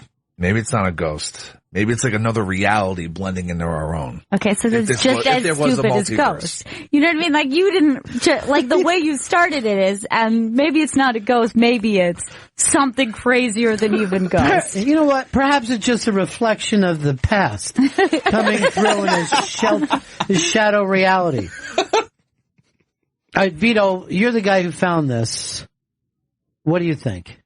I'm full ghost mode on this. So that's mode. One ghost mode, one separate universe? Oh, bleeding into our own, yeah. Another reality. Even his stance seems very ghost-like. Like he's watching over them. All right, I'm trying to look at this person and say, is there any way that it's just not there? Like something else that looks like it, but I can't make it work. Like that's a face, that's a guy wearing a hat. He's got a collared shirt. He's wearing all black. Mustache too. Jeez. I think it's Jackie Robinson coming back from the past to remind people that Obama was a better president. I mean, you might not agree with him, but he's here as a ghost. All right, Jen, I'm going to go to you. I definitely think that's a ghost. That easy? Yeah. By the way, you've been fixing your hair a lot. Is it a mic thing? Yeah, well, the headphones. Say the truth. Do you want to look nice today? I always, yeah. Okay. I mean, I'm trying to impress him. Oh! Well, geez, it's like a comedy show or matchmaking? It's always matchmaking. But, you know, he's a nice guy because he brought his sister with him. So that means he's family. I'm a family man, that's right. And then she has her sister with her a lot, too. Yeah. I always like a man that's into the family, brings sister. Really? Well, you work for somebody who brings his daughter in. But I don't even get the slightest amount of respect from you. All right, so we got two ghosts, and then one person who thinks it's just an alternate reality who's blended into our own. Who knows? Heavy, man. Heavy. But you're trying to say, could it be some kind of shadow? That's what I'm trying to figure out, but there's, like, I cannot figure out how it could look that much like the image of a person. I'll say this, though, it's a happy ghost. He's got a grin, and his cheeks look kind of like he's in the middle of a grin there. No, I wouldn't think that ghosts would be happy. I would think that a ghost is only here because it's unhappy. Maybe he just likes that he gets to haunt, like, a pretty place. He's like, I love fishing and nature. Yeah. This is great. I never got to do this stuck in a spooky house. You might just be a guardian angel. I would like my guardian angel to be black. That'd be awesome. Like Preacher's wife. What's that? Like Preacher's wife. What's he talking about? The Denzel Washington movie. I didn't see this. What year did it come out? It came out a while ago. The Preacher. Who was the ghost? Denzel? Yeah, Denzel was the ghost, and then there was the Preacher. Yes, and then the wife. I understand from the title. You know, a really bad. Now, did any of us see Preacher's Wife? I don't know. I haven't seen it. And I'm a Denzel fan.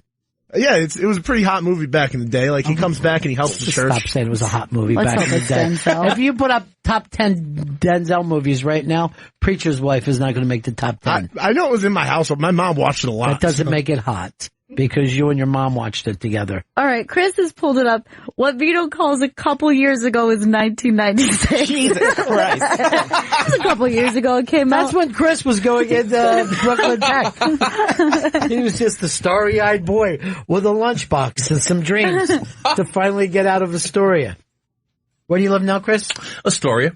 No further questions, Your Honor. The defense rests in a wasted life.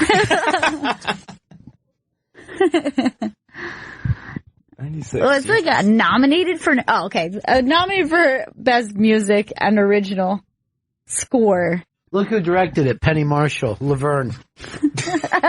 Oh, Whitney was in it.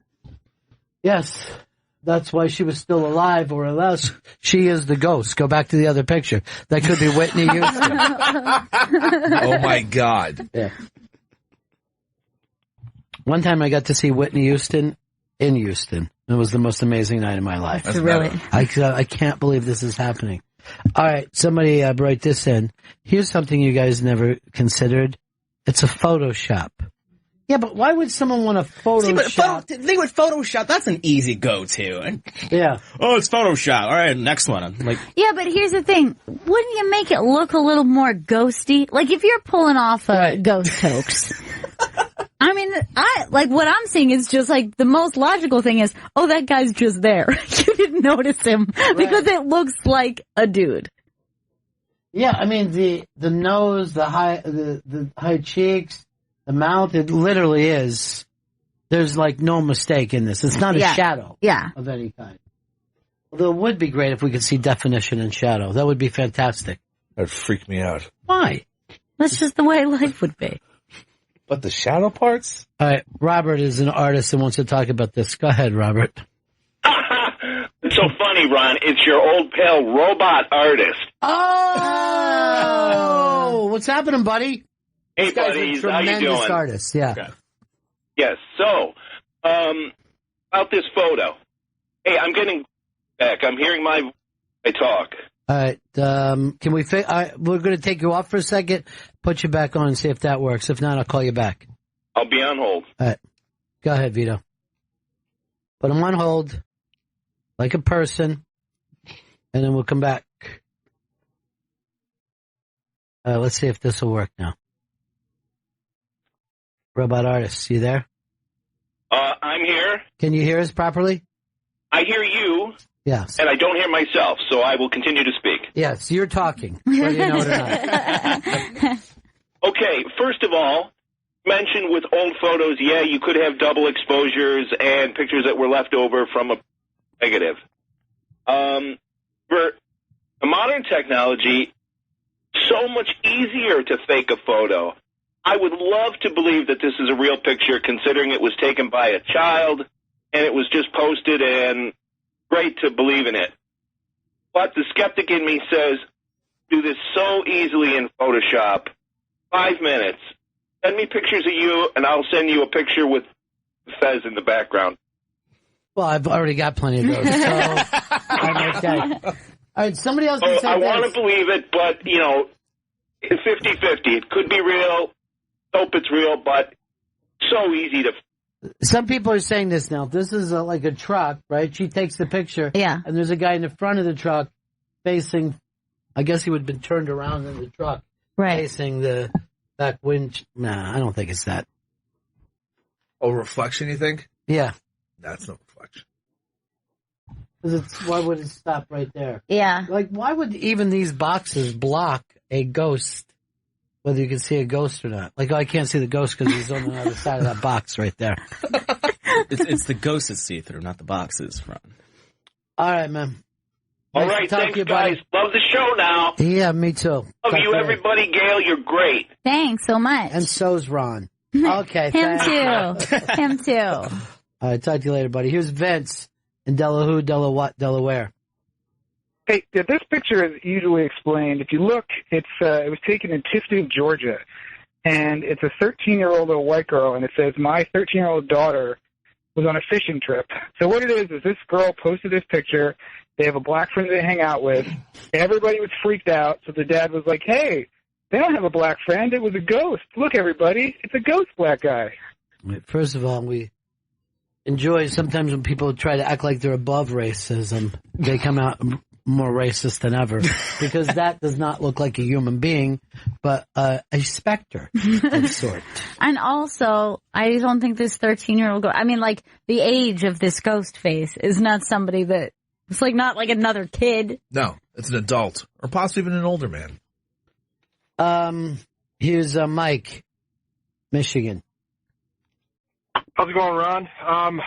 I think she's actually taking a picture, like there's a glass, like she's taking it like through a window or something. And I think it's a reflection of an actual picture she might have like on a shelf or something like that. All right, so some reason she's carrying around a picture I was gonna say. of this dude. I don't think. Well, no, she's like taking a selfie, Mm-hmm. and the picture, I don't know. I thought it was a good explanation. Apparently not. Well, no. That kind of ran out of steam on that one. Yeah, it was a terrible one. But little 13-year-old girl walking around with a picture of a middle-aged. but like, She's like, this is who I want to have sex with when I get older. All right, Hops wrote to us. He said he might have worked at Toys R Us when Michael was there. They got priced out by the price of real estate. Yeah, but they actually got that place because the price of real estate went up on the old people. Yeah. That's what keeps happening in New York. Like, Toys R Us was not one of the great stores in New York history. It was the FAO Schwartz. Yeah, that was the famous one. And when that left, I'm like, jeez. Yeah, that was pretty heartbreaking. Because the thing was, people stopped buying shit. That's what it was. There's a lot of foot traffic, but people were just coming in to take pictures and look at stuff. It's exactly true. It's what I did. I was like, oh, I'm going to go into FAO Sports. Let's see. Do I want a doll for $195? No, I don't. I could go out and have a meal for that same price. But can I jump on that piano like you did in Big for free? Everybody wanted to do the big scene. Chris, did you ever work any sales job, physical jobs? I never worked a sales job ever. Yeah. No. I think I would have been fucking terrible at it. When I was a little kid, I would love to do any kind of door-to-door stuff. And I always thought to myself, I'm going to be a great salesman. And then I never actually did it once I got older. But I remember I would get things and go out and sell them. Candles, but candy and all that kind of stuff. The best thing I ever fucking sold, and I made a mint doing this, and I'm like 5th grade or something. It was stuff that, I'm going to think of the name of it, but you keep like a little medicine thing like with stuff in it. It's first aid kit? It's a first aid kit. Every family I went up to, they went, oh shit, we don't have a first aid kit. And they would buy it. And I'd go, you know what's great? You can keep one of these in the car too. And they would buy it. Look at you. Yeah. I loved selling. Number one, I loved taking money off people. But 2, I used to love going into other people's houses. And I'd be like, oh, how do they fucking live like this? Like, when you just see how fucking people are filthy. But you actually go in? Like, yeah.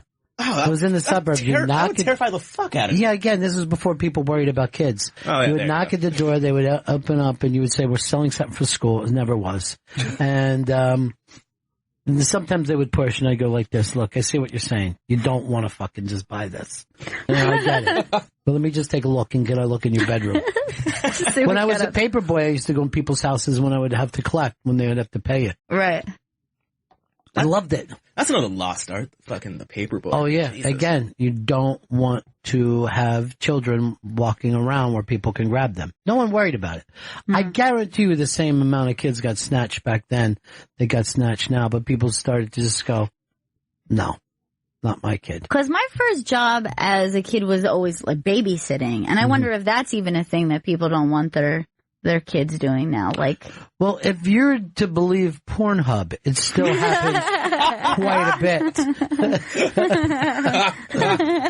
But yeah, I never had a babysitter. I always had enough women in my family that they would hand me back and forth. But I never had an outside babysitter. I was always curious about it because my friends did. I had a babysitter as a kid. In the building that we lived in, there was this one woman, older Spanish lady. She pretty much set up her own daycare kind of thing in her apartment. Mm-hmm. So there'd be 8 or 9 of us just hanging out after school, waiting for parents to come pick us up and shit. Mm-hmm. She would make us food. It was awesome. Zulinda, yeah, that was her name. What was her name? Zulinda. What is that? Where's that name even come from? Fuck if some sort of Hispanic. Yeah. Some sort of Spanish. That's all I know. That's funny about Hispanic is it's half the world and we just say Hispanic. You know what I mean? There's really, if you look at Nicaraguans and Cubans and Puerto Ricans, they don't have that much in common with each other. Except to white people. Right. Oh, well, you're Hispanic.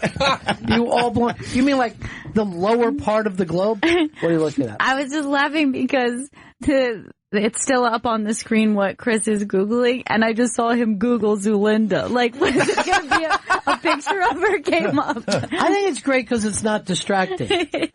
We'll leave that alone. Here's Alex in Chicago. What's up, Alex? It's Sigmund, the sea monster, not Cecil. There was a Cecil, the sea monster, and I know what you did. This guy has been... Cecil you're thinking of. That's what you're thinking of. No, Beanie was Cecil's fucking friend. We even looked it up. Ed Cecil was some sort of monster. Beanie was the kid. Yes. Yeah, that's what he said. Beanie had the hat. That's why he's Beanie Boy. This is a guy who... Cecil wasn't called a sea monster. This is a guy who actually, on the night of 9/11, prank called me.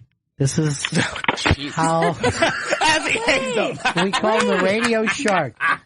And during the night of 9/11, he did prank calls.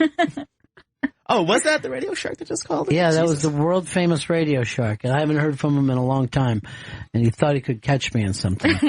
When I used to listen to you back during the before the merger, when it was O&A and then you and Fez, I would remember Radio Shark calling. It was a nightmare that's gone on now for 16 years of my life. Just crazy shit. Stink bombs at live gigs. I wish he wouldn't even have brought that up, but he did. He set off stink bombs at live gigs. Oh, gosh. Shit. He's a strange man. I'm not a youngster. Not a young man to be setting off stink bombs. I was surprised the first time I met him. Never took a bride, though. Who are these rockers, Chris? I don't know. They're rocking, though. Yeah. Metal making a comeback? Who are these dudes? We'll find out. I'm going to guess that they're Kansas, if I had to say anything at all. They look great. Yeah, they really look good for their age. Carry on my wayward son. I guess that's going to be the weirdest thing where you're like, hey, we're not doing that anymore. We're not dressing with really long hair and dressing up like we were like medieval times. It had to come to a shock to the guys from Jethro Tull. They must have been like, we thought this look would last forever. That's Iron Reagan, a metal band. Iron Reagan. Reagan, like the president. Iron Reagan. Yes. Are they an Iron Maiden cover band? But they just do Reagan. Their big song is called Well. I don't know. Iron Reagan's an American crossover thrash band from Richmond, Virginia. Is this off the top of your head? This is off the top of my head, yeah. That's interesting. You actually think reading is being interesting. Reading out loud. Your new name could be Wikipedia. They're also a hardcore punk and crossover thrash band. Yeah, they're going for too many things. You know? I don't think you could really be punk and have hair that long. I liked them better when they were Kansas. Yeah, we could have just went with Kansas the whole time. Fucked up. No, you didn't. You did great, Chris. Seriously, you were the best. I got to the bottom of it. Did you just say I got to? I got to the bottom of it. We got a break out here? Yes, we do. Dude, it was so great to have you come in. We've been wanting to do this for a while. Yeah, thanks for having me on, Ron. And I find out all this other stuff, that you're able to balance stuff, you magician, you sell stuff. See, that's not something that we can talk about while I'm running around like an asshole at the stand. That is true. All right, we will break here. Great to see you. We'll do this again sometime. Absolutely. Right back, Bennington. Welcome back to Bennington. Kevin Allison is in studio. Risk Live is happening at the Arts Riot Theater, at Arts Riot in Burlington, Vermont on Wait, Saturday. take it from the top. Kevin Allison's in There studio. we go. That's better. Risk Live is happening at Arts Riot in Burlington, Vermont on Saturday, March 18th at 7:30 p.m. You can also see Kevin host Risk in New York City at the Bell House on April 9th at 8:15 p.m. And go to risk-show.com for tickets to the live shows and to download the podcast. Chris, were you playing Allison as a very kind of a witty producer thing? Yes, I was. Okay. That was for Kevin. Yes. I totally get it. Well, I can't wait till raise time because you have come through. Good to see you, and this show still exciting and fun for you, huh? Oh God, we now get over 2 million downloads per month. Wow. And it's crazy because the whole thing about Risk is people come on and they share stories that they couldn't share on, like, say, NPR, you know, stories that are too intense or too sexual or too emotional. And more people just come and want to work on their stories with us. Yeah, it's like, what's fascinating about the show is that we'll have stories that are hilarious and then take you to a story where you're like we just recorded one with a woman who found out her father was a cannibal. I mean, there are times when I'm a little bit more of a therapist than I am like just a guy helping people workshop their stories. Well, your dad as a cannibal, that's something we can all relate to when you think about it. What's in the microwave? So, but do you prefer funny stories or the heartbreaking ones or the shocking ones? You know, it's the shocking or heartbreaking ones that people remember the most and that are like most fascinating to me to really dig into. My own stories, you know, I started off telling a lot of kinky stories because I'm a kinky gay man and I'm kind of out about that. And that I find a lot of that more or less harmless and fun. Right. You know, I have a personality that's not scary to people, so I can talk about stuff like drinking pee or whatever. It doesn't throw people off too much because I'm a nice guy, you know? So that makes that, it's a Pied Piper kind of thing where people are like, well, fuck, if he's going to talk about that, then I'll talk about, and then people bring shit where I'm like, oh my God, I'm so sorry you lived through that. So but it's very important to me that we always have funny stories as well, because that's what keeps the show interesting when from story to story. And you need that relief sometimes. Oh God, you just can't, you know, be the news. Absolutely. Absolutely. Yeah, well, yeah, like I say that we're at this stage right now where the news is, for me, I think for a lot of people, is such a freak out, you know, like I'm in therapy talking about, I gotta get off of reading the news. Do you know it's a number one therapist thing right now? They said they've never had a thing where they just hear one subject. It's Trump. Like they're trying to help people deal with the unknown of Trump. There was an article the other day that was saying that like literally nothing in like the history of media has had as much attention as he has right now. The most famous man of all time. Yeah. More than Hitler, more than Muhammad Ali. Donald fucking Trump. Now we're at this way too, like if you haven't seen someone in a couple months, like that's going to be the first thing you have to discuss. Like they're like, can you believe this shit? Can you believe what's going on? How are you doing? Yeah, how are you doing? You know, I've noticed too, people who are listing even their own personal problems are like, yeah, I'm dealing with this, and you know, my mom's sick and everything with fucking Trump. Not great. Yeah, right. Oh my God. Yeah, I went on a Buddhist retreat, which was like the week after the election. And of course I had assumed that I had been planning all year. I'm going to go off on this retreat where you're silent for 10 days straight. You can't read a book. You can't talk to anyone. You can't read or anything. And then the election happened and I was like, fuck, wait, I'm going to be trapped inside my mind for a week with, no way to reach out to the world about the fact that the world seems to be ending now. So yeah, it was crazy. As soon as the retreat was over, we got in the car and turned our phones back on, and it was just like, immediate, like, everyone going batshit crazy. And I was like, well, there is all the peace that I gained over that course of that week. Yeah. So yeah, that is what's kind of nice about Risk, is that you can take a break from all the other crazy shit and be like, oh, well, at least, I wasn't like molested by my priest like this fella. So let's spend some time going into his craziness. But yeah. There is something that's kind of fascinating about just sitting with a person for 10 or 20 minutes and like really having them go into depth about having really lived through something fascinating. Yeah. Well, that's when, I meet people that are afraid to go into any programs or meetings. And I'm like, you don't know the fucking cool stories you're going to hear. Yeah. You know what I mean? Like, there's plenty of times I'll be like, oh, this is so much better than a movie I almost went to. Yeah.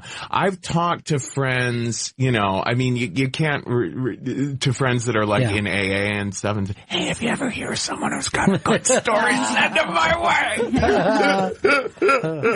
Well, there's some amazing storytellers. There's like, you're like, dude, I know you're workshopping this instead of just, being out there. You're going for laughs. You're going for gripping, because, this is New York City. There's a lot of unemployed actors and playwrights. And, sure. Now, does anyone ever call people out on that and go, hey, that's like what you're doing is more performative? That's interesting. There is a thing where people, you have to be careful not to just dwell in some of that stuff. And there's a comfortability in dwelling with where you bottomed out. But for me, I always end up like this. Look, dude, don't fucking tell me how good your Coke was. I lived in Miami. I'm in a whole fucking different city. You know what I mean? And you get competitive instead of healing. Right. Of the crazy funness of it all. Yeah, and you're like, look, I wasn't doing some stepped on fucking Spanish Harlem stuff, right? I'm fucking meeting the guy at the boat. And you're like, why? Why are we in this argument? Right. It's very funny that people get they want their bottom to be lower than anybody else's. Interesting. Yeah. But what you do when you said you bring up kink, I think it's the most interesting thing that humans don't really talk about that much, because we don't even know why we have that thing. Like, somebody doesn't know, I can only be with Asian girls. No, that's not their choice. You know what I mean? But at the same time, it happens somewhere, right? Yeah. Oh, well, yeah, there's with most people, there is some sort of like little trigger or something that happened in their youth that kind of pushed them in a certain way. But, I've talked to my therapist a lot about this, and he's like, you know what? If you could figure out why you were into this specifically, right? How much would it even help? You're just into that specifically. You know what I mean? Yeah. This lady, I went to this kink camp, an all-male kink camp, in August. It was my first time at an all-male one, so it was really interesting because there's the culture of consent is not as big of a deal when it's not.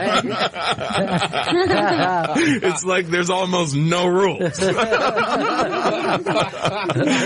In fact, like what I had to get used to right away was that guys get ambushed. Like when I arrived, everyone's having cocktails. Some guy gets grabbed. He's screaming and yelling, and people are tying him to a fence and shooting paintballs at him. And the guy I came with was like, "Oh yeah, that usually happens to newcomers. That's an ambush. So, that might happen to you at some point this weekend, something like that." So I was like, "Oh my God," I was terrified.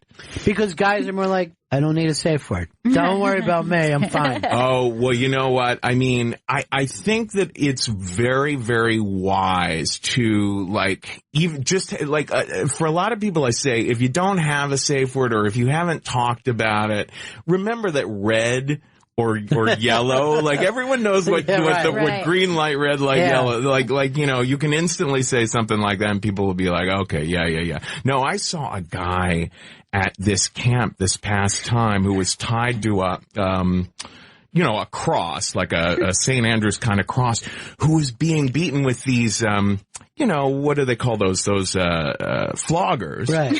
Like cat of nine tails. Huge floggers. And the beating was like 10 years 12 years of slaves, right. Like that level of force being used, so that this guy was just like howling out, and the dungeon was this big barn, right? Uh-huh. So his voice was just going, and he's being beaten like crazy, and he did eventually yell out that, he didn't yell out a safe word, but he was just like, stop. Seriously. You'd like me to stop, wouldn't you? No, fucking for real. Oh my God. But yeah. I was once tied to one of those things and whipped with a dog whip, which is that little thing that, that they use on the sled so it cracks, and it can crack the skin. It can leave you bleeding. And this guy just did like maybe 10 or so of those to me. It was mostly psychological torture. It was mostly like having it whiz by my ears, or, having it whiz by my cock, which is very terrifying when you're tied up, But when he actually made that first crack on my back, I remember there was a moment of being like, there's a really loud sound in this room. And then realizing, oh, that's my voice screaming. You know what I mean? Like your brain is so in shock. Time stands still. Yeah. Oh my God. And what is it about pain and pleasure? How's... it's really, really interesting to me. I didn't really even know that I had a thing for pain. Like, one of the scariest things to me about kink was that I didn't even realize I was kinky until my 40s. Right. So that really threw me for a loop and threw me into therapy, actually, because I was like, whoa, I can be 4 decades into things and suddenly be discovering I'm liking things that I really didn't even know I liked before. Right. It was kind of a Pandora's box sort of experience that the first time I went to one of these camps, like I think people might warn you, oh, that might be a Pandora's box. And for me, it kind of was, all of a sudden I was like, whoa, wait, I really do like pain. Wait, what do I make of that? I always thought too, because of online porn, right? People can see things that they wouldn't have known existed. Yes. If they were just reading, I think that's been transformational. And that there's communities. It's easier to access communities than it would have been. And that did exist, but I think it would have been almost impossible for most people to figure out how they would have found like-minded people. Yeah, absolutely. And that people's language around all this stuff has become a lot more sophisticated, where people know how to suss out if someone is really creepy or someone is dangerous, letting each other know. There's that kind of Facebook effect of, hey, you might want to watch out for that guy. You know what I mean? Yeah. Because there always is that problem of a guy showing up who is a sociopath or even a psychopath. Yeah, for sure. Yeah, that's the, but, that's also true of any bar that you go to. I mean, you don't know if you're drinking next to Son of Sam. Right. That's pretty much how women feel all the time, trying to pick up men. So it is a risk. That's a riskier move. Yeah. Yeah, for sure. I actually never even realized that, and I've been around women my whole life. And then my friend, my ex-partner, decided in his 40s that he was gay, and he goes, I'm kind of afraid to date. And I'm like, why? He goes, what if one of these young guys hit me? And I go, oh yeah. Oh shit, I got a daughter too. I probably ought to check into that. Because until he said that, I didn't see it from any other thing than from the male point of view. Right. Damn. That there is actually a danger in meeting Yeah. They're stranger danger. Yeah. Oh, yeah. Yeah. Yeah, that is a trip. And no, I think that, and that's a good thing about like shows like this or shows like Risk where people talk about this kind of stuff because it makes you much more like, oh yeah, wait, I could see it from that other person's perspective.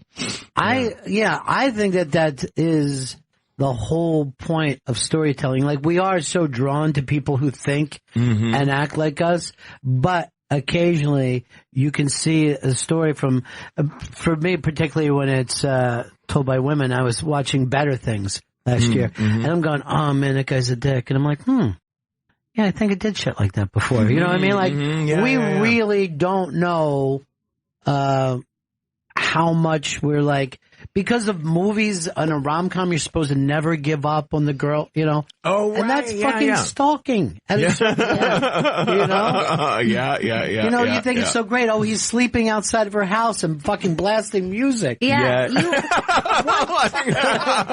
only want a guy to be persistent if you actually like him. Right. Like, if you don't, then none of that stuff is charming. Yes. Then you're like looking out your window like, fuck, it's disgusting. What do I do?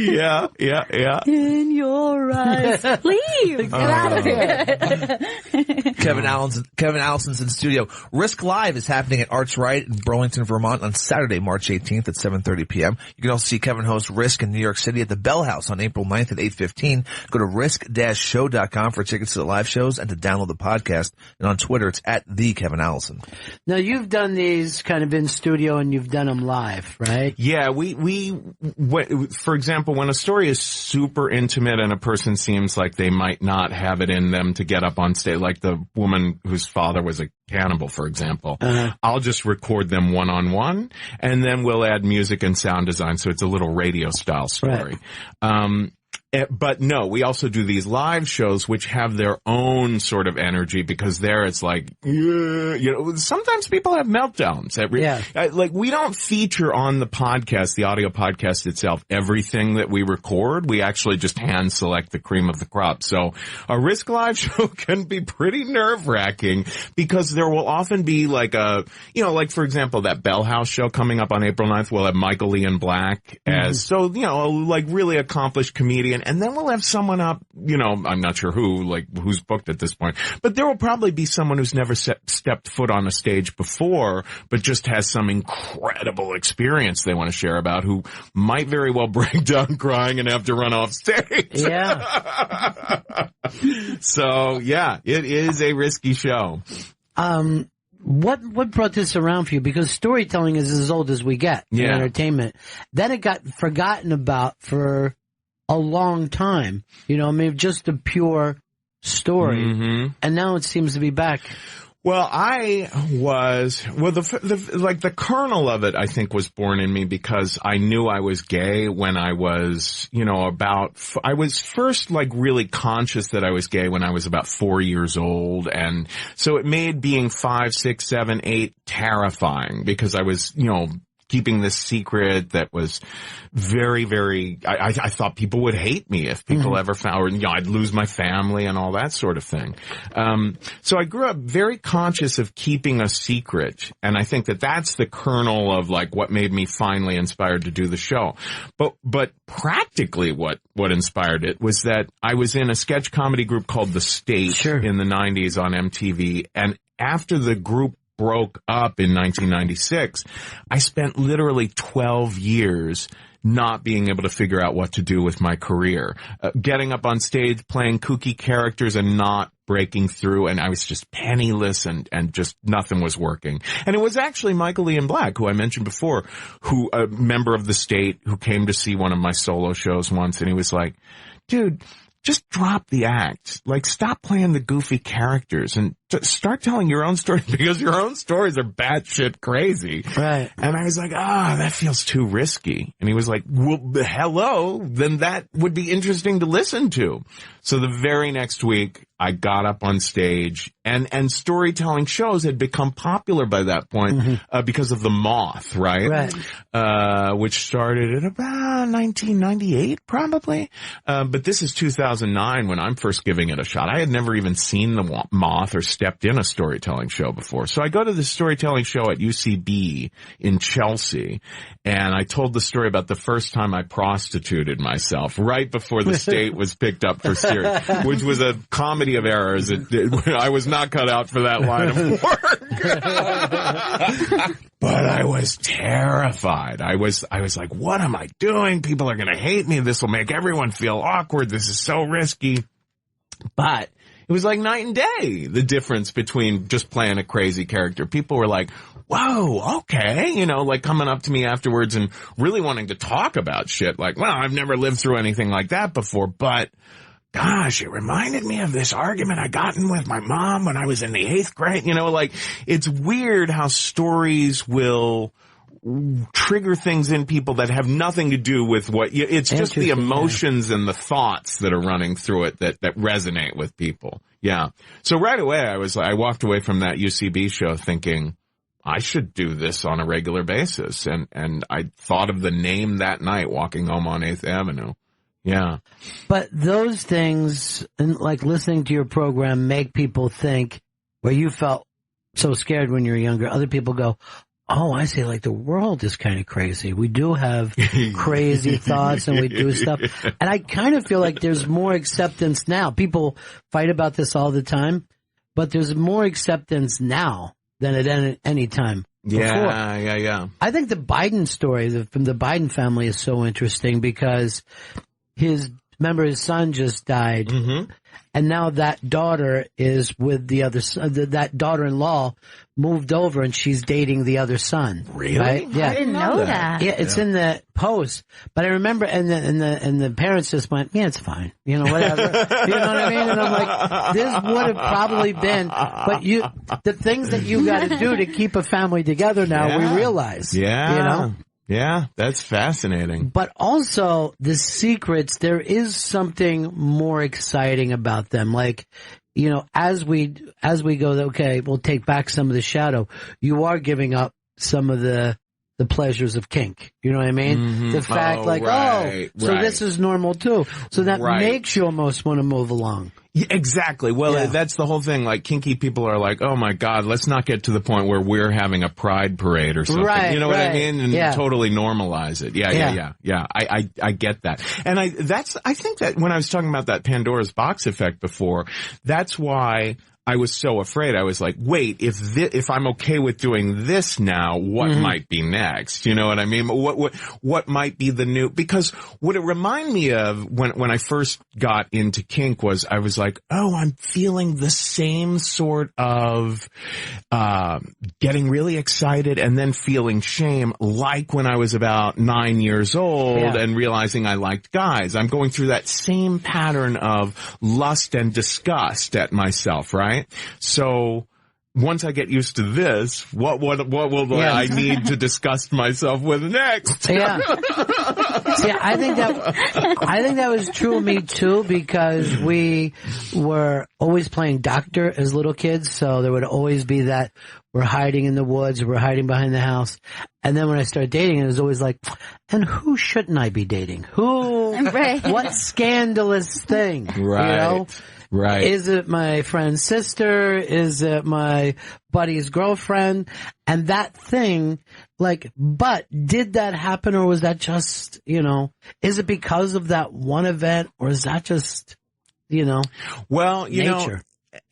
But also one of the nice things about kink is that you can, if you're really good at communicating with people, and a lot of people aren't. Right. I mean, that's the biggest problem, is that if you can negotiate things and be clear enough and communicate, then you can do role play sort of things where you're getting into rather fucked up territory psychologically, but still have the safety of this is just a game. And there is a release, right? I mean, there's a different kind of release when you get off, when you're going back through some of that stuff. Definitely. I think, but there's also, and it's also can be actually really dangerous. One of the best stories ever told on Risk was Melina Williams, a black woman, tells a story about how she became fascinated in the whole being a submissive, quote unquote, slave, and that she started feeling when she realized she had that kink, really torn up about it because of the history of,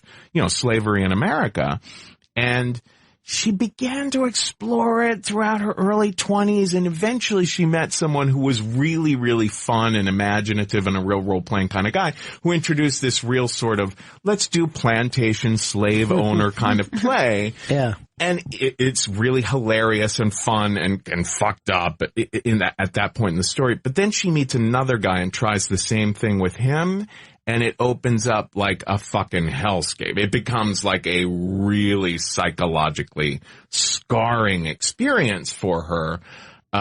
So it's it's one of those, there's something called subspace where you can get so involved in a scene that you forget that it's not reality, almost like you begin hallucinating or something like that. And she experienced that where she forgot that she had a safe word or that option and had a really traumatic experience. So that's an amazing story to listen to about. And I love, another thing that people do on Risk that they won't do on, say, The Moth or some of those other shows that they do feature on NPR. People often on Risk will not wrap it up with a happy bow.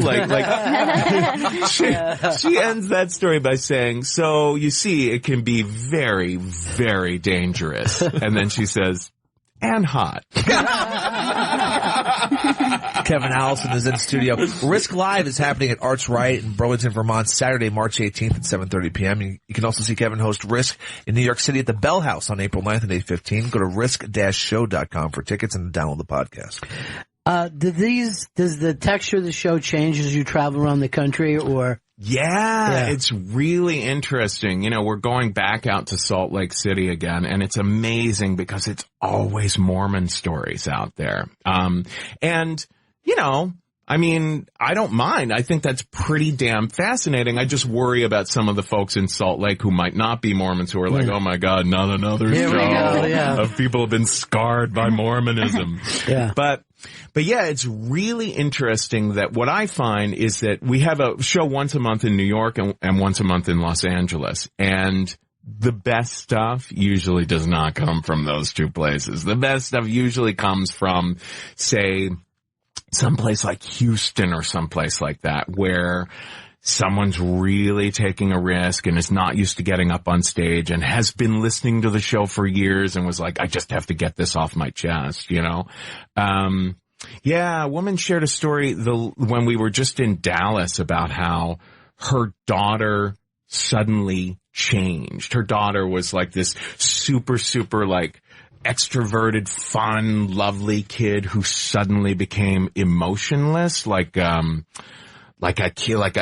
almost as if she was possessed or something like that, and very suicidal. And it was just freaking the family out for like a year and a half. She was in and out of mental institutions and stuff like that until they finally figured out she had a little like cyst in her system that was screwing with her entire brain chemistry and had just utterly destroyed her personality for a year and a half. And when they got rid of it, she was back. Yeah. And it was just such a tear-jerking story because you can hear this mother, just how desperate she was. And yeah, it was just kind of fascinating. And she was clearly someone who had never stepped foot on a stage before, but the authenticity of sharing it, you don't get that as much in New York or Los Angeles. That also just reminds you of how fragile humans are. Like one little drop of something on your brain changes everything. Yeah.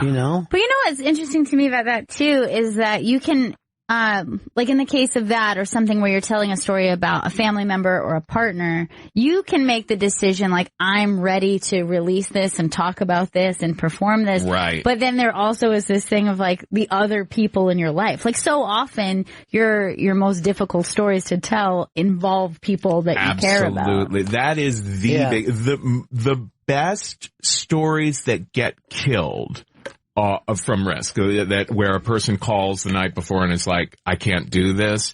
It's a family member. It's like, you can't say that about our family or something like that. Yeah.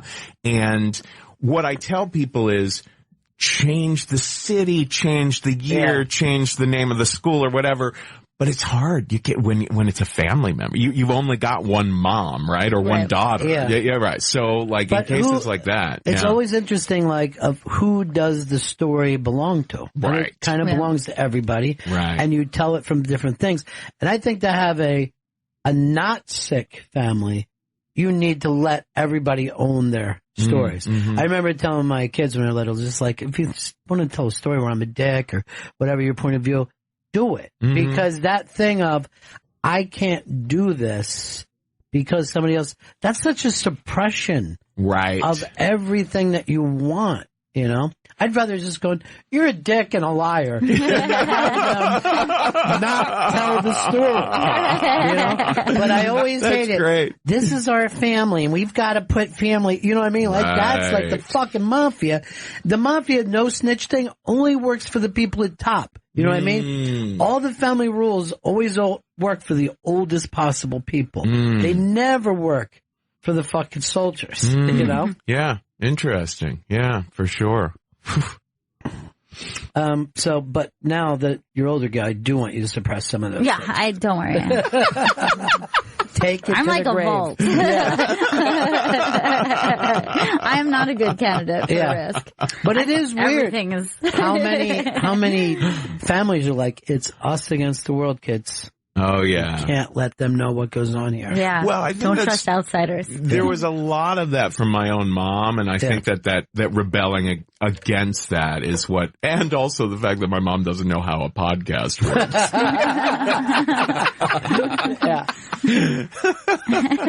So, yeah, we have that to thank. Yeah, I remember like George Carlin saying that he was super, super thankful for having been raised Catholic because his family was super liberal and would tell each other everything. But it was at school where there was this kind of weird, oppressive thing from the nuns. And he's like, that gave him something to rebel against. And that gave him his voice. Yeah. Well, I also, and it seems that suppression helps creativity. Like if you look at what gays were doing in the 70s compared to today. Right. Fuck, I'll take the 70s gays any day. Totally. You know? Absolutely. Gays in the 60s and 70s, like so much interesting art. Yeah.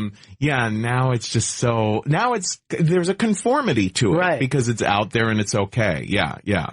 And it's almost like today, like if you watch Modern Family or they almost like make fun of gays by gay writers and you're like, yeah, but you fucking had Bowie and Lou Reed. Oh God, You know, that shit was crazy where you could get, when I was younger, people would say stuff if you were even listening to that music. Like it was a daring move to go, I got Transformer and I dig it, you know? Yeah. I would That's keep it in a awesome. paper bag and walk down the street with it, you know? So there is something about acceptance. And I think we've saying the same thing about sexuality, that when there is a guilt or shame attached to it, it's fucking it's way more more exciting. erotic. Yeah. But, you know, that's why, you know, Trump and the Republicans could work out for people like New York and LA and San Francisco, you know, because it forces people to start like, whoa, wait, we have something to say. Yeah. Because if you look at New York in the 70s when there was like Stonewall and all that fucking bad shit that happened and the city was broke, the fucking city came up with fucking hip hop, punk and disco at the same time. They invented street art. Suddenly there was Basquiat. And you're like, what the fuck? This is unbelievable. Absolutely. You know? It was kind of like a golden era, even though, you know, everyone looks at it, you know, and then you have like Giuliani coming in and having to like, or literally like washing it all away. Right. Yeah. And a lot of that has to do with money suppresses that kind of thing too, where like, oh, this thing has to make money instead of being bizarre. Yes. You know? Yeah. Instead of just being wild. You're like, can this thing can we brand this and bring in a steady audience?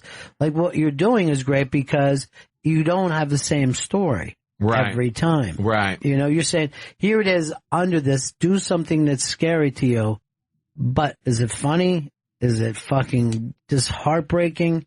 I mean, human stories, what is more heartbreaking than hearing someone's story? I think that, you know, from what you were saying before too, it struck me how many people, like, for example, will read Jack Kerouac and be like, oh my God, I've got to go out on the road and like have an adventure like that. But then they read On the Road and they're like, oh, wait a minute, he got a bag of groceries for $1? You know what I mean? Like, it was a different time. Well, Willem Dafoe was on the show and he said that he was just living for free in Soho. They just went into a building, they hooked up, and I'm like, Soho, where it would be $12 million for me to get an apartment. And I'm like, is that worse than occasionally getting, stabbed with a needle by a junkie? Maybe. But I forget who told me this, and it was one of my favorite things, but they said great art comes from young people in old buildings. So you want to, it was always like Berlin, someplace that people thought was run down, but young people come into. But now, because of the internet, it's a very interesting thing because you don't have to move to New York. Right. You know what I mean? You don't have to move anywhere. You can go, okay, I've just hooked up with this underground people, Yeah. Yeah, like, for example, a show like Risk being a podcast, like, I could be running it from Detroit. Right. Yeah. And the truth is, those people wouldn't have heard those stories if we had the filter of the networks. You're not going to get that show on. Right. Oh, absolutely. Or if they did, they went, let's make this more fun, and someone hold Clorox. Exactly. Right. Has anyone ever really come up with any good ideas from a network? Has a network ever approved an idea by something that they come up with, Right. When you sit down with a network, you have to convince them that your idea is theirs. You're just going, oh God, that's brilliant. Let's do that. When they tag it, that changes everything. Holy, let me write this down. I can't wait to see this. That's the life. That's the life that the artist, and I guess has always lived, right? Yeah. Like Da Vinci had and Michelangelo. Yeah, I want to paint the church. You're right. Right. I want to go in and paint the church.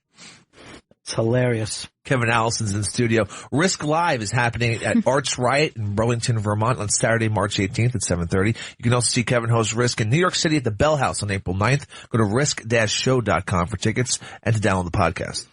The Bell House is becoming more and more, isn't it? I love that space. Yeah, me too. What's interesting about it is that it's big, but it feels very intimate. And there's just something about a space, a performance space it's a really hard nut to crack, like how to get something just right. And I love the Bell House. It feels very much like you're kind of like in a home, even though it's so big. Yeah. Sometimes when people are like, how do you make that space? You're like, well, luck and magic is the best thing that you can do. Absolutely. Out on tour, it can be really frustrating when, like a place like has huge ceilings or things are very metallic or there's an echo or something like that or there's a squeaky door and, anything could just like really throw you off. What is it about low ceilings? I always notice that in a comedy club that you want a low ceiling and somebody will bring it. Isn't this a beautiful room? And you're like, yeah, probably too beautiful. Yeah. Yeah, exactly. Yeah. There is something about wanting to, like, with, I guess, like spoken word kind of stuff, like stand-up comedy or storytelling, to a little bit more to feel like you're in a living room with people. You know what I mean? Yeah. Or a basement. You brought up the state, but that never goes away in people's consciousness, does it? That's amazing, right? It's awesome. That's awesome. We finally came out with a DVD box set of the MTV show several years ago, and for the longest time it was held up because of all sorts of music rights, because MTV didn't have the music rights to a ton of stuff. But yeah, no, it's a real thrill that it really lasts so well. We were really, really proud of it at the time. And one of the things that's so nice about it is that so many young people who ended up in comedy were influenced by it. So that really kind of like kept it alive. Yeah. Well, it came at the right time, I think, for that, because it wasn't on a giant network. It was MTV. It was quirky. Just as people were starting to study comedy instead of doing it. Exactly. And it's always weird when I talk to young people, they'll go, I watch something a million times over and over and over. A friend of mine, Vlad, who's done the show, I talked to his brother, and he said, we used to worry about him. He watched one bit for a year straight in his house, right? And it was Rodney Dangerfield. And this is like a Puerto Rican kid from uptown. And how long was the bit? No, it was just over, like, I guess it was a special of his. And he watched it and studied it instead of enjoying it. And his parents were completely freaked out. And I just heard this story last night. And I was laughing my ass off. Yeah. Because, like, comedy used to come from, oh, he's the funny guy that fucking hangs out on the street. Right. But now you can study it. Oh, yeah. And figure out rhythm. Yeah, you know? well, one of the things that made it so special, the state, was that at that time, we were all at NYU. We became friends at NYU. And we just started doing stuff on our own. There were Second City existed, but none of us, we were in New York. And there was no UCB, there was no comedy training. So we were basically going off of our instincts and the fact that we all loved Monty Python and early SNL and actually, frankly, stuff like The Muppet Show and Sesame Street. So yeah, I mean, for us, it was exciting that it was a discovery too. There wasn't this feeling of that a sketch should be, a cookie cutter thing where you have to hit A and then go to B and then, make sure you flesh in your whatever game here or that kind of, we had no definitions for things.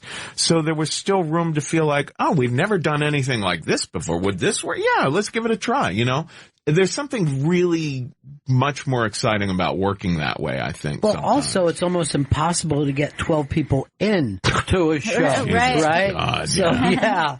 So let alone have the audience keep up with, okay. Yeah. And that would have been early. I mean, it's early, too, with MTV, before they had started doing shows like that. Yeah. So, it seemed like you guys, I mean, maybe it wasn't true, but it seemed like you guys had a ton of freedom. Yeah, it's very, very fascinating. Like, we had the attitude, fuck you guys, we need our freedom. And looking back, everyone in the group was like, whoa, they gave us a lot of freedom.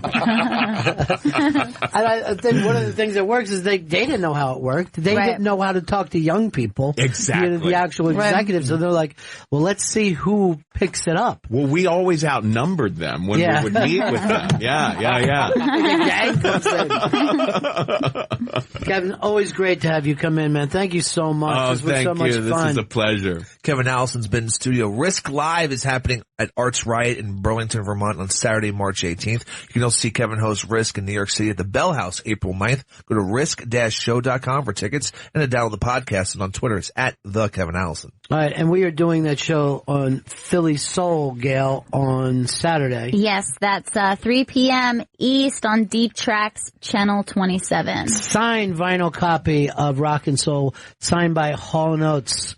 That's a collector's item. Make sure that you're in on that on the Twitter contest. That's it for us. We'll see you again in 1974. Ladies and gentlemen, the evening is over. We hope you all enjoyed yourselves, and we'll see you all again in 1974. Good evening!